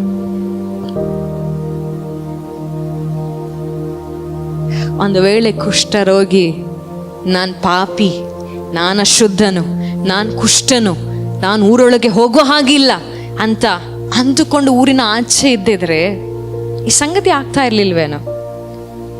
ಆದ್ರೆ ಎಲ್ಲಾ ನಿಯಮಗಳನ್ನ ಮೀರಿ ಯೇಸುವನ್ನ ಹುಡುಕಿಕೊಂಡು ಬಂದ ತಕ್ಷಣ ಅಲ್ಲಿ ವಚನ ಹೇಳುತ್ತೆ, ಯೇಸು ಕೈ ನೀಡಿ ಅವನನ್ನ ಮುಟ್ಟಿ, ನನಗೆ ಮನಸ್ಸುಂಟು, ಶುದ್ಧನ.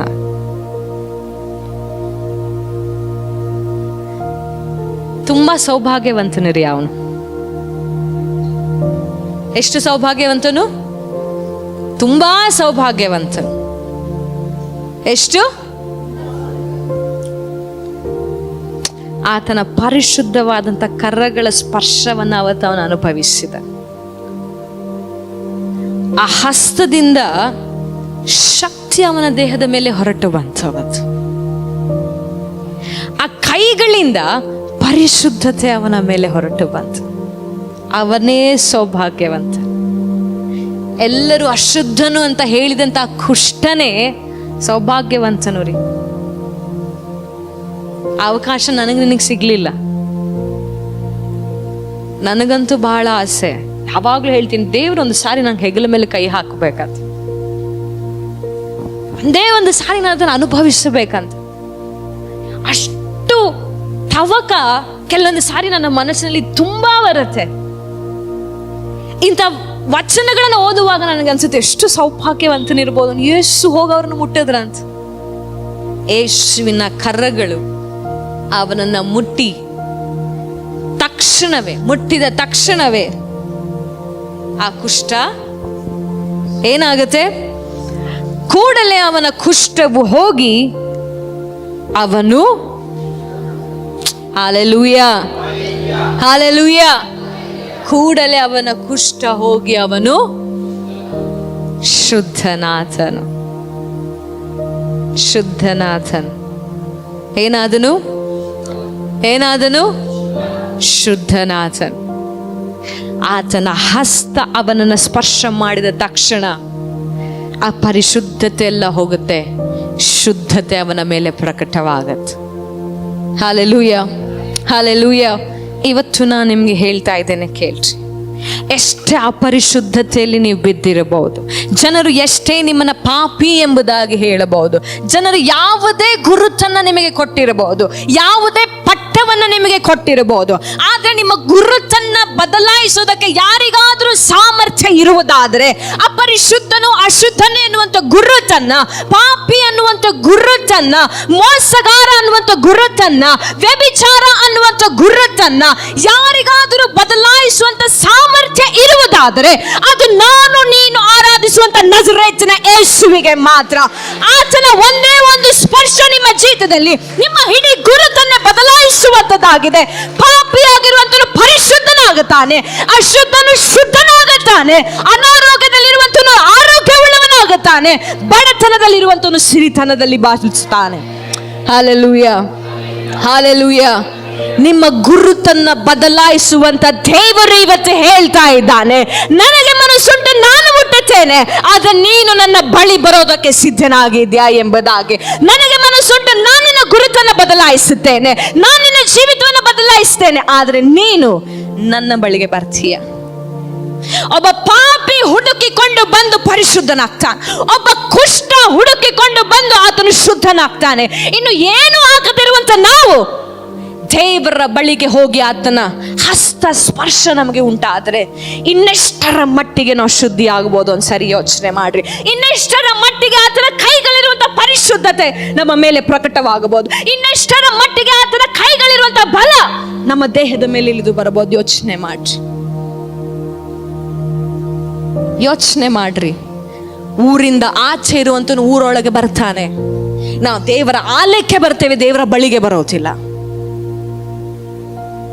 ಜನರಿಂದ ದೂರ ಇರಬೇಕಾದ್ರೂ ಯೇಸುವನ್ನು ಹುಡುಕಿಕೊಂಡು ಬರ್ತಾನೆ. ನಾವು 24 ಗಂಟೆ ಜನರ ಮಧ್ಯೆ ಸಮಯ ಕಳೀತೇವೆ ಹೊರತು ದೇವರ ಬಳಿ ಸಮಯ ಕಳೆಯೋದಿಲ್ಲ.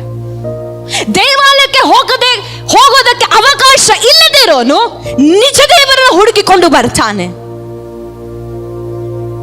ಇವತ್ತು ಯೇಸು ನಮ್ಮೊಳಗೆ ಇದ್ದಾರೆ, ಆತನನ್ನೇ ನಾವು ಕಂಡುಹಿಡಿತಾ ಇಲ್ಲ. ಎಂಥ ವಿಪರ್ಯಾಸ ರೀ, ಎಂಥ ವಿಪರ್ಯಾಸ. ಅವನು ಬರ್ತಾನೆ, ತನ್ನ ನೋವನ್ನ ತೋಡ್ಕೊಳ್ತಾನೆ, ಬೇಡ್ಕೊಳ್ತಾನೆ. ಯೇಸು ಸ್ವಾಮಿ ಕನಿಕರ ಪಡ್ತಾರೆ, ಗುಣಪಡಿಸ್ತಾರೆ. ಇಷ್ಟೇ ಸಿಂಪಲ್,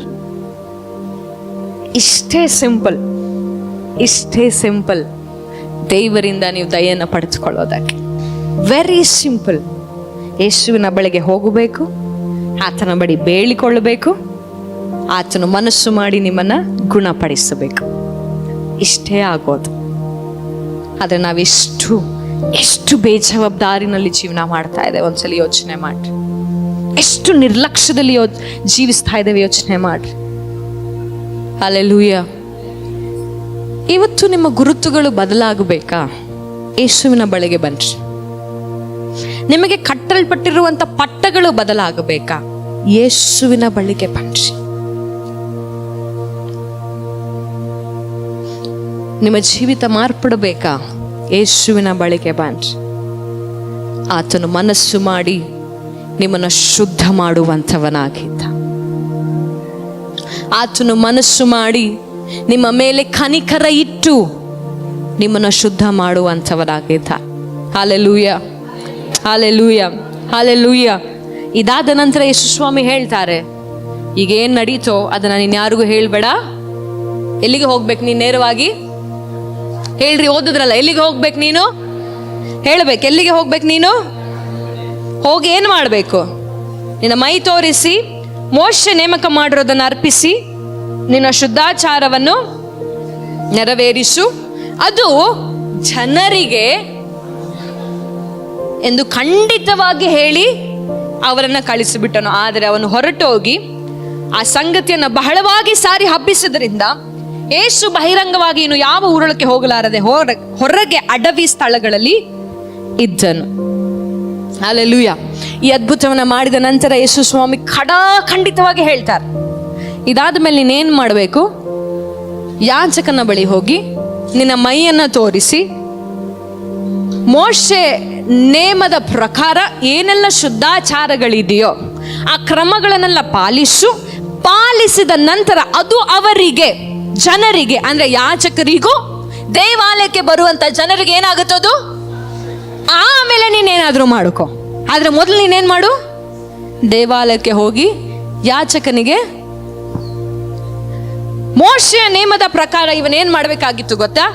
ಮೋಶೆಯ ನೇಮದ ಪ್ರಕಾರ ಯಾಜಕನಿಗೆ ಅವನ ಮೈ ತೋರಿಸಿದ ನಂತರ ಯಾಜಕನ ಹೇಳ್ತಾನೆ, 2 ಪಾರಿವಾಳಗಳನ್ನ ತೆಗೆದುಕೊಂಡು ಬಾ ಅಂತ. 2 ಪಾರಿವಾಳಗಳನ್ನು ತೆಗೆದುಕೊಂಡು ಬಂದು ಒಂದು ಪಾರಿವಾಳನ್ನ ಹರಿಯುವಂತ ನೀರಿನಲ್ಲಿ ಕಡಿದು ಅದರ ರಕ್ತವನ್ನ ತೆಗೆದುಕೊಂಡು ಬಂದು ಇನ್ನೊಂದು ಪಾರಿವಾಳವನ್ನ ಆ ರಕ್ತದಲ್ಲಿ ಅದ್ದಿ ಅದನ್ನ ಬಿಡುಗಡೆ ಮಾಡಬೇಕು.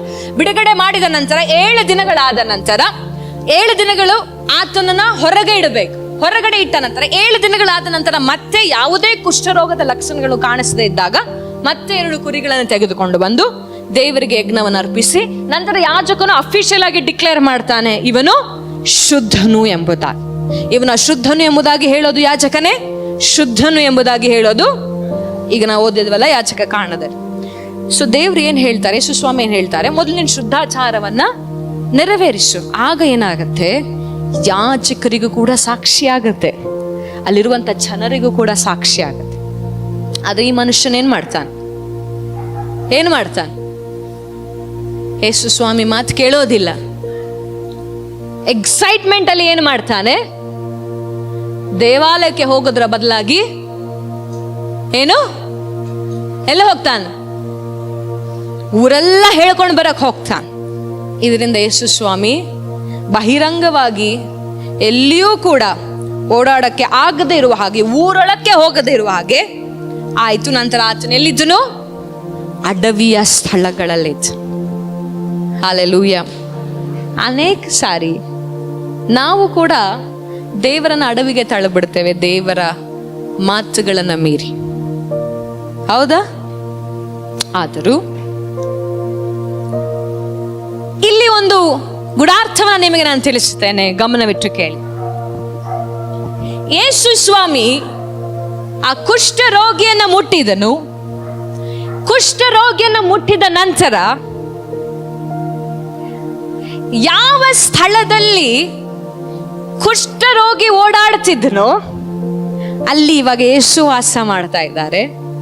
ಯಾವ ಸ್ಥಳದಲ್ಲಿ ಯೇಸು ಇರಬೇಕಾಗಿತ್ತೋ ಅಲ್ಲಿ ಕುಷ್ಠರೋಗಿ ಓಡಾಡ್ತಾ ಇದ್ದ. ಎಷ್ಟು ಜನರಿಗೆ ಅರ್ಥ ಆಗ್ತಿದ್ದಾರೆ? ಇಲ್ಲಿ ತನಕ ಅಡವಿಯಲ್ಲಿ ವಾಸಿಸುತ್ತಿದ್ದಂತ ಕುಷ್ಠರೋಗಿ ಊರೊಳಗೆ ಇದ್ದಾನೆ. ಊರಿನಲ್ಲಿ ಅದ್ಭುತಗಳನ್ನು ನಡೆಸಿಕೊಂಡು ಓಡಾಡುತ್ತಿದ್ದಂತ ಯೇಸು ಸ್ವಾಮಿ, ಇನ್ನೊಂದು ಮಾತಿನಲ್ಲಿ ಹೇಳೋದಾದ್ರೆ, ಯೇಸು ಸ್ವಾಮಿ ನಮ್ಮನ್ನ ಹುಡುಕಿಕೊಂಡು ಬಂದಾಗ, ನಮ್ಮನ್ನ ರಕ್ಷಿಸಿದಾಗ, ನಾವು ಯಾವ ಸ್ಥಳದಲ್ಲಿ ಮರಣವನ್ನ ಹೊಂದಬೇಕಾಗಿತ್ತು, ನಾವು ಪಾಪಿಗಳಾಗಿ ನಿರ್ಣಯ ಪಟ್ಟು ಊರಿಂದ ಆಚೆ ಗೋಲ್ಗತ್ತ ಬೆಟ್ಟದಲ್ಲಿ ಶಿಲುಬೆಯಲ್ಲಿ, ಯಾವ ಶಿಲುಬೆಯಲ್ಲಿ ನಾವೇರಬೇಕಾಗಿತ್ತೋ ಆ ಶಿಲುಬೆಯಲ್ಲಿ ಯೇಸು ಬಂದನು. ಯಾವ ಸ್ಥಳದಲ್ಲಿ ಯೇಸು ಸ್ವಾಮಿ ರಾಜನಾಗಿ ಓಡಾಡಬೇಕಾಗಿತ್ತೋ ಆ ಸ್ಥಳದಲ್ಲಿ ನಾವು ಬಂದ್ವಿ. ಯೇಸು ಸ್ವಾಮಿ ನಮ್ಮ ಮುಟ್ಟಿದ ತಕ್ಷಣ ಒಂದು ಗುಣ ಹೊಂದುತ್ತೇವ್ರಿ, ಇನ್ನೊಂದು ನಮ್ಮ ಸ್ಥಳವನ್ನ, ನಮ್ಮ ಸ್ಥಾನವನ್ನ, ನಮ್ಮ ಪಾಪವನ್ನ, ನಮ್ಮ ಶಾಪವನ್ನ ಆತನು ಹೊತ್ತುಕೊಂಡಿರ್ತಾನೆ. ಆತನಲ್ಲಿರುವಂಥ ಬಿಡುಗಡೆ, ರಕ್ಷಣೆ, ಸಮಾಧಾನ, ಆರೋಗ್ಯ ನಮಗೆ ಕೊಟ್ಟು ನಡೆಸ್ತಾನೆ.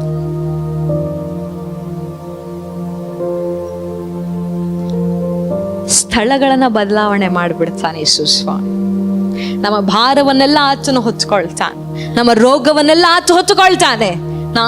ನಾವಿದ್ದಂತ ಸ್ಥಳಕ್ಕೆ ಆತನು ಹೋಗ್ತಾನೆ, ಆತನಿರುವಂತ ಸ್ಥಳಕ್ಕೆ ನಮ್ಮನ್ನು ಕರೆದುಕೊಂಡು ಬರ್ತಾನೆ. ಅದು ನಾನು ನೀನು ಆರಾಧಿಸುವಂತ ಯೇಸುವಿನ ಗುಣಾತಿಶಯದ ಶಕ್ತಿ. ನನ್ನ ಯೇಸು ಸುಮ್ಮನೆ ಮುಟ್ಟೋದಿಲ್ಲ, ಮುಟ್ಟಿದರೆ ಗುಣಪಡಿಸ್ತಾನೆ, ಮುಟ್ಟಿದರೆ ನನ್ನ ಸ್ಥಾನವನ್ನು ಆತನ ತೆಗೆದುಕೊಳ್ತಾನೆ. Hallelujah, hallelujah. ಆತನು ಒಂದು ಸಾರಿ ನಿಮ್ಮನ್ನು ಮುಟ್ಟಿದರೆ ಎಲ್ಲ ಕಾರ್ಯಗಳು ನಿಮ್ಮ ಜೀವಿತದಲ್ಲಿ ನೆರವೇರೋದಕ್ಕೆ ಸಾಧ್ಯ. ನೀವು ಶುದ್ಧರಾಗ್ತೀರಾ.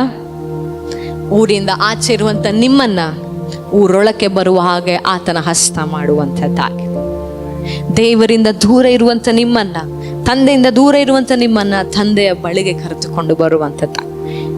ಪಾಪಿ ಅನ್ನುವಂಥ ಪಟ್ಟವನ್ನ ಆತನು ಹೊತ್ತುಕೊಂಡು ತೀರಿಸ್ಬಿಡ್ತಾನೆ. ನಮಗೆ ಪರಿಶುದ್ಧರು ಅನ್ನುವಂಥ ಪಟ್ಟವನ್ನ ಆತನು ಕೊಡ್ತಾನೆ. ಎಷ್ಟು ಜನರ ಜೊತೆ ದೇವರು ಮಾತನಾಡ್ತಾ ಇದ್ದಾರೆ? ನಿಜವಾಗ ಮಾತನಾಡ್ತಾ ಇದ್ದಾರ? ನಿಜವಾಗಿ ಕೂಡ ಮಾತನಾಡ್ತಾ ಇದ್ದಾರ? ಎಷ್ಟು ಜನ ಇವತ್ತು ಹೇಳೋದಕ್ಕೆ ಸಾಧ್ಯ? ನೀನು ಮನಸ್ಸು ಮಾಡಿದರೆ ನಾನು ಶುದ್ಧನಾಗಬಲ್ಲೆ ಅಂತ ಎಷ್ಟು ಜನ ಇವತ್ತು ದೇವರ ಸನ್ನಿಧಾನದಲ್ಲಿ ಹೇಳೋದಕ್ಕೆ ಸಾಧ್ಯ? ನಿಜವಾಗಿ ಹೇಳ್ತೀರಾ? ನಿಜವಾಗಿ ಹೇಳ್ತೀರಾ? ಕೆಲವರಿಗೆ ಇನ್ನೂ ಕಠಿಣವಾದಂಥ ಮನಸ್ಸು, ನಾವೇನು ಮಾಡ್ತಾ ಇದ್ದೀವಿ ಶುದ್ಧರಾಗೋದಕ್ಕೆ? ಇದೇ ಅಶುದ್ಧತೆ ಏನ್ರಿ? ಈ ಪ್ರಶ್ನೆ ಬಂದ್ರೇನೆ ಅಶುದ್ಧತೆ. ಸಾಯೋ ತನಕ ನೀವು ದೇವರ ಬಳಿ ಶುದ್ಧತೆಯನ್ನ ಕೇಳ್ಕೊಂಡೇ ಸಾಯ್ಬೇಕ್ರಿ. ಹೌದಾ? ಹೌದೇನ್ರಿ? ಎಷ್ಟು ಜನ ಒಪ್ತೀರಾ ನಾನು ಈ ಮಾತಿಗೆ? ಸಾಯೋ ತನಕ ದೇವ್ರ ಶುದ್ಧತೆಯನ್ನು ನಾವು ಬಿಡ್ತಾ ಇರ್ಬೇಕು. ಎಲ್ಲಿ ತನಕ? ನಿಜವಾಗಿ ಹೇಳ್ರಿ, ನಾನು ಒತ್ತಾಯವಾಗಿ ಹೇಳ್ತಿದ್ದೇನೆ ಅಂತ ಅಲ್ಲ, ಯಾಕಂದ್ರೆ ಇವತ್ತು ನಿಮಗಾಗಿ ಬಂದಿರುವಂತ ದೇವರ ವಾಕ್ಯ ಇದು. ಎಷ್ಟು ಜನ ನಿಜವಾಗಿ ದೇವರ ಬಳಿ ಬೇಡಿಕೊಳ್ಳೋದಕ್ಕೆ, ಆತನ ಪಾದದ ಬಳಿ ಬಿದ್ದು ಬೇಡಿಕೊಳ್ಳೋದಕ್ಕೆ ನೀನು ಮನಸ್ಸು ಮಾಡಿದರೆ ನಾನು ಶುದ್ಧನಾಗಬಲ್ಲೆ, ನೀನು ಮನಸ್ಸು ಮಾಡಿದರೆ ನಾ ಸರಿ ಹೋಗ್ತೇನೆ, ನೀನು ಮನಸ್ಸು ಮಾಡಿದರೆ ನನ್ನ ಜೀವನ ಸರಿ ಹೋಗುತ್ತೆ, ನೀನು ಮನಸ್ಸು ಮಾಡಿದರೆ ನನ್ನ ಕುಟುಂಬ ಸರಿ ಹೋಗುತ್ತೆ, ನೀನು ಮನಸ್ಸು ಮಾಡಿದ್ರೆ ಎಲ್ಲವೂ ಸರಿ ಹೋಗುತ್ತೆ ಅಪ್ಪ ಅಂತ ನಿಜವಾಗಿ ಹೇಳೋದಕ್ಕೆ ಎಷ್ಟು ಜನ ಸಿದ್ಧರಿದ್ದೀರಿ? ನಿಜವಾಗಿಯೂ ಎದ್ದೇಳಿ, ಎಲ್ಲರೂ ಕೂಡ, ಪ್ರತಿಯೊಬ್ಬರು ಕೂಡ ಎದ್ದು ನಿಂತು ದೇವರ ಸನ್ನಿಧಾನದಲ್ಲಿ, ಯೇಸುವೆ ನೀ ಮನಸ್ಸು ಮಾಡಿದರೆ ನಾನಿವತ್ತು ಶುದ್ಧನಾಗಬಲ್ಲೆ, ನಾನಿವತ್ತು ಶುದ್ಧನಾಗಬಲ್ಲೆ. ನಿಜವಾಗಿ ಹೇಳ್ರಿ, ಆ ಯಥಾರ್ಥತೆ ನಿಮ್ಮ ಮಾತುಗಳಲ್ಲಿ ಕಾಣಿಸಬೇಕ್ರಿ ದೇವರಿಗೆ. ಆ ಕುಷ್ಠ ರೋಗಿ ಬೇಡಿಕೊಂಡ ತಕ್ಷಣವೇ ಬಿಡುಗಡೆ ಅವನಿಗೆ ಸಿಗತ್ತೆ. ಇವತ್ತು ನಾವು ವರ್ಷಗಟ್ಟಲೆ ಬೇಡಿದರೂ ಕೂಡ ನಮಗೆ ಬಿಡುಗಡೆ ಸಿಗ್ತಾ ಇಲ್ಲ. ಯಾಕೆ ಗೊತ್ತಾ ರೀ?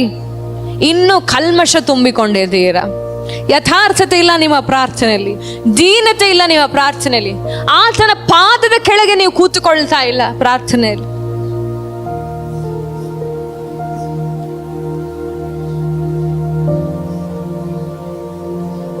ಆತನು ಪ್ರಾರ್ಥನೆಗಳನ್ನ ಕೇಳುವಂತ ದೇವರಾಗಿದ್ದಾನೆ, ಪ್ರಾರ್ಥನೆಗಳನ್ನ ತೊರೆಯುವಂತ ದೇವರಾತನಲ್ಲ.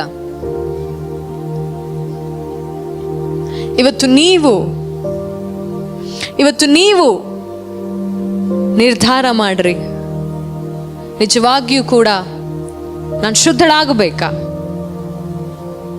ನಾನು ಶುದ್ಧನಾಗಬೇಕಾ? ನಿಮ್ಮನ್ನು ನೀವು ಪರೀಕ್ಷಿಸಿ ನೋಡಿ ಹೇಳ್ರಿ. ಯಾಕೆ ಗೊತ್ತಾ? ಕರ್ತನು ಯಾವಾಗಲೂ ಕೂಡ ಸಿದ್ಧನಾಗಿದ್ದಾನೆ ನಿಮ್ಮನ್ನು ಶುದ್ಧಿ ಮಾಡೋದಕ್ಕಾಗಿ. ಯಾರಿಂದಲೂ ವಾಸಿ ಮಾಡದಂತ ಕುಷ್ಠರೋಗವನ್ನ ದೇವರು ವಾಸಿ ಮಾಡಿದ್ರ. ಇಲ್ಲಿವರೆಗೂ ಕೂಡ ಅದಕ್ಕೆ ಟ್ರೀಟ್ಮೆಂಟ್ ಇಲ್ಲ ರೀ. ಅದನ್ನೇ ವಾಸಿ ಮಾಡಿದಂತ ದೇವರು ನಿಮ್ಮ ರೋಗವನ್ನ ವಾಸಿ ಮಾಡೋದಿಲ್ವಾ? ನಿಮ್ಮನ್ನ ಶುದ್ಧಿ ಮಾಡೋದಿಲ್ವಾ? ನಿಮ್ಮನ್ನ ಗುಣಪಡಿಸೋದಿಲ್ವಾ? ಯಥಾರ್ಥತೆಯಿಂದ ಬೇಡ್ರಿ ಈ ಸಮಯದಲ್ಲಿ. ಕರ್ತನೇ, ನೀನು ಮನಸ್ಸು ಮಾಡಿದರೆ ನಾನಿವತ್ತೇ ಶುದ್ಧನಾಗಬಲ್ಲೆ, ನಾನಿವತ್ತೇ ಶುದ್ಧನಾಗಬಲ್ಲೆ. ನೀನು ಮನಸ್ಸು ಮಾಡಿದರೆ ನಾನು ಶುದ್ಧನಾಗಬಲ್ಲೆ ಅಯ್ಯ. ಹೇಳ್ರಿ ಎಲ್ಲರೂ ಕೂಡ, ನೀನು ಮನಸ್ಸು ಮಾಡಿದರೆ ನಾನು ಶುದ್ಧನಾಗಬಲ್ಲೆ.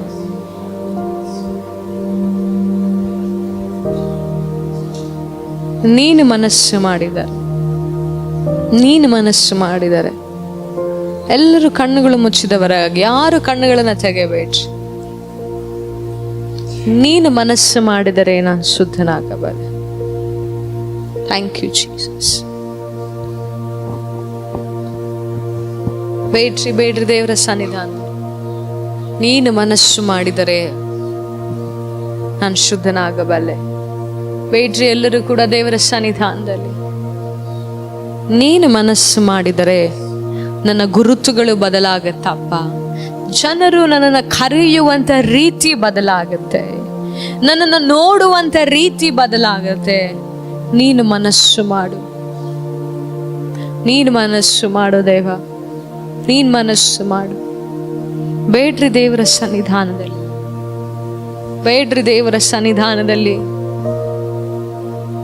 ಇನ್ನು ಎಷ್ಟು ದಿನಗಳಂತ ಈ ಕೆಟ್ಟ ಜೀವಿತವನ್ನ ಜೀವಿಸ್ತೀರಾ? ಇನ್ನು ಎಷ್ಟು ದಿನಗಳಂತ ಈ ಪಟ್ಟಗಳನ್ನ ಕಟ್ಟಿಕೊಂಡು ಓಡಾಡ್ತೀರಾ? ಇನ್ನು ಎಷ್ಟು ದಿನಗಳ ಕಾಲ ಜನರ ಬಾಯಿ ಮಾತಿಗೆ ಗುರಿ ಆಗ್ತೀರಾ? ಇವತ್ತು ನಿರ್ಧಾರ ಮಾಡ್ರಿ, ಆತನ ಪಾದದ ಬಳಿಗೆ ಓಡಿ ಬಂದು ಹೇಳ್ರಿ, ಯೇಸುವೆ ನೀನು ಮನಸ್ಸು ಮಾಡುವಪ್ಪ, ನಾನು ಶುದ್ಧಳಾಗುತ್ತೇನೆ, ಶುದ್ಧಳಾಗುತ್ತೆ. ಬೇಡ್ರಿ, ದೇವರ ಸನ್ನಿಧಾನದಲ್ಲಿ ಶುದ್ಧಳಾಗುತ್ತೆ. ಆತ್ಮೀಯ ದೈವ ಮಕ್ಕಳೇ, ಆತನು ಮಾತ್ರ ಶುದ್ಧನಾಗು ಎಂಬುದಾಗಿ ಅಧಿಕಾರದಿಂದಲೂ ಸಾಮರ್ಥ್ಯದಿಂದಲೂ ಪರಿಶುದ್ಧತೆಯಿಂದಲೂ ಹೇಳೋದಕ್ಕೆ ಸಾಧ್ಯ. ಇವತ್ತು ಅದೇ ಯೇಸು ನಿಮಗೆ ಹೇಳ್ತಾ ಇದ್ದಾರೆ, ನನಗೆ ಮನಸ್ಸುಂಟು ನೀ ಶುದ್ಧನಾಗು ಎಂಬುದಾಗಿ. ನನಗೆ ಮನಸ್ಸುಂಟು ನೀ ಶುದ್ಧನಾಗು ಎಂಬುದಾಗಿ. ಈ ವಿಡಿಯೋವನ್ನು ಆನ್ಲೈನಲ್ಲಿ ವೀಕ್ಷಣೆ ಮಾಡುತ್ತಿರುವಂತ ನನ್ನ ಆತ್ಮೀಯ ಪ್ರೀತಿಯ ದೈವ ಮಕ್ಕಳೇ, ಇವತ್ತು ಯೇಸು ಕ್ರಿಸ್ತನ ಶಬ್ದ ನೇರವಾಗಿ ನಿಮ್ಮ ಬಳಿಗೆ ಬಂದಿದೆ. ಅವತ್ತು ಕುಷ್ಠರೋಗಿ ಓಡಿ ಬಂದು ಯೇಸುವಿನ ಪಾದದ ಬಳಿ ಕೂತುಕೊಂಡು ಹೇಳ್ತಾನೆ, ಬೇಡಿಕೊಳ್ತಾನೆ, ನೀನು ಮನಸ್ಸು ಮಾಡಿದರೆ ನಾನು ಶುದ್ಧನಾಗಬಲ್ಲೆ. ಇವತ್ತು ನೀವು ಓಡೋಡಿ ಹೋಗ್ರಿ ಯೇಸುವಿನ ಪಾದದ ಬಳಿಗೆ. ಆ ಅಶುದ್ಧನು ಹೇಳಿದಂತ ಅದೇ ಮಾತನ್ನ ನೀವು ಹೇಳ್ರಿ, ಯೇಸುವೆ ನೀನು ಮನಸ್ಸು ಮಾಡಿದರೆ ನಾನು ಶುದ್ಧಳಾಗಬಲ್ಲೆ, ನಾನು ಶುದ್ಧನಾಗಬಲ್ಲೆ. ಆ ಕುಷ್ಠ ರೋಗಿಯ ಮೇಲೆ ಕನಿಕರ ಪಟ್ಟಂತ ಯೇಸು ಇವತ್ತು ನಿಮ್ಮ ಮೇಲೆ ಕನಿಕರ ಪಡ್ತಾ ಇದ್ದಾನೆ. ಅದೇ ಕನಿಕರದಿಂದ ನಿಮಗೆ ಹೇಳ್ತಾ ಇದ್ದಾನೆ, ನನಗೆ ಮನಸ್ಸುಂಟು ನೀನು ಶುದ್ಧನಾಗು ಎಂಬುದಾಗಿ. ನನಗೆ ಮನಸ್ಸುಂಟು ನೀನು ಶುದ್ಧನಾಗು. ನಿಮ್ಮ ಗುರುತನ್ನ ಯೇಸು ಸ್ವಾಮಿ ಬದಲಾಯಿಸುವಂತವನಾಗಿದ್ದಾನೆ. ನಿಮ್ಮ ಮೇಲಿರುವಂತಹ ಪಾಪಿ ಪಟ್ಟವನ ಯೇಸು ಸ್ವಾಮಿ ಬದಲಾಯಿಸುವಂತವನಾಗಿದ್ದಾನೆ. ಆ ಶುದ್ಧನಿಂದ ಶುದ್ಧನಾಗಿ ನಿಮ್ಮನ್ನು ಮಾರ್ಪಡಿಸುವಂತವನಾಗಿದ್ದಾನೆ, ನಿಮ್ಮನ್ನು ಮಾರ್ಪಡಿಸುವಂತವನಾಗಿದ್ದಾನೆ. ಓಡಿ ಬನ್ರಿ ಯೇಸುವಿನ ಬಳಿ. ನಿಮ್ಮ ಗುರುತನ್ನ ಆತನು ಇವತ್ತು ಬದಲಾಯಿಸುವಂತವನಾಗಿದ್ದಾನೆ, ಬದಲಾಯಿಸುವಂತವನಾಗಿದ್ದಾನೆ. Thank you Jesus. ದೇವರೇ, ನಿನ್ನ ಪ್ರಸನ್ನತೆ ನಮ್ಮ ಮಧ್ಯದಲ್ಲಿ ಬಲವಾಗಿ ಚಲಿಸುತ್ತಿರೋದಕ್ಕಾಗಿ ಸ್ತೋತ್ರ. ಇವತ್ತು ನಿಮ್ಮ ಹಸ್ತ ನಮ್ಮನ್ನು ಹುಡುಕಿಕೊಂಡು ಬರುತ್ತಿರೋದಕ್ಕಾಗಿ ಸ್ತೋತ್ರ. ಅಪ್ಪ, ನಿಜವಾಗಿಯೂ ನಾವು ಯಥಾರ್ಥವಾಗಿ ಬೇಡುವಾಗ ತಕ್ಷಣವೇ ಉತ್ತರ ಕೊಡುವಂತ ದೇವರು ನೀನಾಗಿದ್ದೀಯ. ಆ ಯಥಾರ್ಥದ ಪ್ರಾರ್ಥನಾ ಜೀವಿತ ನಮ್ಮೊಳಗೆ ಬರಲಿ ಯೇಸುವಿನ ನಾಮದಲ್ಲಿ ಬರಲಿ. ಕರ್ತನೆ, ಇದು ಇವತ್ತಿನ ಸಂದೇಶ ಮಾತ್ರವಲ್ಲ, ಇದು ಇವತ್ತಿನಿಂದ ನಮ್ಮ ಪ್ರಾರ್ಥನೆ ಆಗಬೇಕು, ನಮ್ಮ ತವಕ ಆಗಬೇಕು, ನಮ್ಮ ಆಸೆ ಆಗಬೇಕು, ನಮ್ಮ ನಿರೀಕ್ಷೆ ಆಗಿರಬೇಕಯ್ಯ. ಖಂಡಿತವಾಗಿ ಕರ್ತನೆ, ನಿನ್ನ ಹಸ್ತ ಸ್ಪರ್ಶವನ್ನು ನಾವು ಅನುಭವಿಸುತ್ತೇವೆ. ನಿನ್ನ ಪಾದದ ಬಳಿಗೆ ಬರ್ತೇವೆ, ಶುದ್ಧರಾಗುತ್ತೇವೆ, ಶುದ್ಧರಾಗುತ್ತೇವೆ, ಶುದ್ಧರಾಗುತ್ತೇವೆ ಯೇಸುವಿನ ನಾಮದಲ್ಲಿ. ಇಲ್ಲಿ ಕೂಡಿ ಬಂದಿರುವಂತ ಪ್ರತಿಯೊಬ್ಬರಿನ ಹಸ್ತಕ್ಕೆ ನಾವು ಒಪ್ಪಿಸಿಕೊಡ್ತಾ ಇದ್ದೇನೆ ದೇವ. ಕರ್ತನೆ, ಈ ಕುಷ್ಠರೋಗಿಯಲ್ಲಿ ಇದ್ದಂತ ತವಕ, ಮನಸ್ಸು, ನಿರೀಕ್ಷೆ, ಹಂಬಲ ನಮ್ಮೆಲ್ಲರಲ್ಲೂ ಬರಲಿ ಯೇಸುವಿನ ನಾಮದಲ್ಲಿ. ಅವತ್ತು ಅವನು ಅನುಭವಿಸಿದಂತ ಅದೇ ಸ್ಪರ್ಶ ನಾವೆಲ್ಲರೂ ಅನುಭವಿಸಬೇಕು ಯೇಸುವಿನ ನಾಮದಲ್ಲಿ. ಖಂಡಿತವಾಗಿ ಆ ಕಾರ್ಯ ನಮ್ಮ ಜೀವಿತದಲ್ಲಿ ನೆರವೇರ್ತಾ ಇದೆ, ನೆರವೇರ್ಲಿಕ್ಕಿದೆ. ಅದಕ್ಕಾಗಿ ಸ್ತೋತ್ರ. ಬಂದಿರುವಂತ ಎಲ್ಲರ ಕಣ್ಣೀರನ್ನ ಒರೆಸು, ಅವರ ಪ್ರಾರ್ಥನೆಗೆ ತಕ್ಕ ಉತ್ತರವನ್ನು ದಯ ಪಾಲಿಸು. ಇಲ್ಲಿಂದ ಹೋಗುವಾಗ ನಮ್ಮ ನಿರೀಕ್ಷೆ ಏನೇ ಇದ್ದರೂ ನಿನ್ನ ಬಳಿ ಓಡಿ ಬರೋದಿರಲಿ, ನಿನ್ನನ್ನ ಕಾಣೋದು, ನಿನ್ನ ಹಸ್ತ ಸ್ಪರ್ಶ ಅನುಭವಿಸುತ್ತಿರಲಿ. ಬಿತ್ತಲ್ಪಟ್ಟಿರುವಂತಹ ವಾಕ್ಯವನ್ನು ವೈರಿ ಕದ್ದುಕೊಂಡು ಹೋಗದ ಹಾಗೆ ಅದನ್ನು ಏಕಾಗ್ರತೆಯಿಂದ ಪ್ರಾರ್ಥನಾ ಪೂರ್ವಕವಾಗಿ ಕಾದುಕೊಳ್ಳುವಂತ ಜ್ಞಾನವನ್ನು ನಮಗೆ ದಯಪಾಲಿಸು, ನಮಗೆ ದಯಪಾಲಿಸು. ಈ ವಾರವೆಲ್ಲ, ಈ ತಿಂಗಳೆಲ್ಲ ನಮ್ಮನ್ನು ನಡೆಸಿದ್ಯಾ. ಇನ್ನೇನು ನೂತನ ತಿಂಗಳಿಗೆ ನಾವು ಕಾಲಿಡ್ತಾ ಇದ್ದೇವೆ ಅಪ್ಪ. ಈ ಒಂದು ನಿರೀಕ್ಷೆಯಲ್ಲಿ ನಾವು ಕಾಲಿಡ್ತಾ ಇದ್ದೇವೆ. ದೇವರು ಪ್ರವಾದನಯುಕ್ತವಾಗಿ ಹೇಳ್ತಾ ಇದ್ದಾರೆ, ಈ ಪ್ರಾರ್ಥನೆ ನೀವು ಮಾಡೋದಾದ್ರೆ ಈ ಜೂನ್ ತಿಂಗಳಲ್ಲಿ ನಿಮ್ಮ ಗುರುತುಗಳು ಬದಲಾಗಲಿಕ್ಕಿದೆ. ಯೇಸುವಿನ ನಾಮದಲ್ಲಿ ನಿಮ್ಮ ಗುರುತುಗಳು ಬದಲಾಗ್ತಾ ಇದೆ. ನಿಮಗಿರುವಂತ ಹೆಸರುಗಳು ಬದಲಾಗ್ತಾ ಇದೆ. ಜನರು ನಿಮ್ಮನ್ನು ನೋಡುವಂತ ದೃಷ್ಟಿ ಬದಲಾಗ್ತಾ ಇದೆ. ನಿಮ್ಮ ಸ್ಥಿತಿಗತಿಗಳು ಬದಲಾಗ್ತಾ ಇದೆ. ಯಾವ ಜನರಿಂದ ನೀವು ದೂರ ಇದ್ರೋ, ಯಾವ ಜನರು ನಿಮ್ಮನ್ನು ದೂರ ತಳ್ಳಿದ್ರು, ಅವರೇ ಸೇರಿಸಿಕೊಳ್ಳುವಂತ ದಿನಗಳು ಬರ್ತಾ ಇದೆ. ಯೇಸುವಿನ ನಾಮದಲ್ಲಿ ನಂಬ್ರಿ. ನಿಮ್ಮ ಗುರುತುಗಳು ಬದಲಾಗ್ತಾ ಇದೆ ಯೇಸುವಿನ ನಾಮದಲ್ಲಿ. ನಿಮ್ಮ ಗುರುತುಗಳು ಬದಲಾಗ್ತಾ ಇದೆ ಯೇಸುವಿನ ನಾಮದಲ್ಲಿ. ಅಶುದ್ಧನಿಂದ ಶುದ್ಧನ ಕಡೆಗೆ ನೀವು ಪ್ರಯಾಣ ಮಾಡ್ತಾ ಇದ್ದೀರಿ. ಖಂಡಿತವಾಗಿ ಕರ್ತನ ನಾವೆಲ್ಲರೂ ಏಕ ಮನಸ್ಸುಳ್ಳವರಾಗಿ ನಂಬುತ್ತೇವೆ, ಅದನ್ನೇ ಕಾಣುತ್ತೇವೆ, ಅದರಂತೆ ನಡೆಯುತ್ತೇವೆ. ಎಲ್ಲ ಘನಮಾನ ಮಹಿಮೆ ನಿಮಗೊಬ್ಬರಿಗೆ ಸಲ್ಲಿಸುತ್ತಾ ಯೇಸುವಿನ ನಾಮದಲ್ಲಿ ಬೇಡಿ ಪ್ರಾರ್ಥಿಸ್ತೇನೆ, ಪರಲೋಕದ ತಂದೆಯೇ.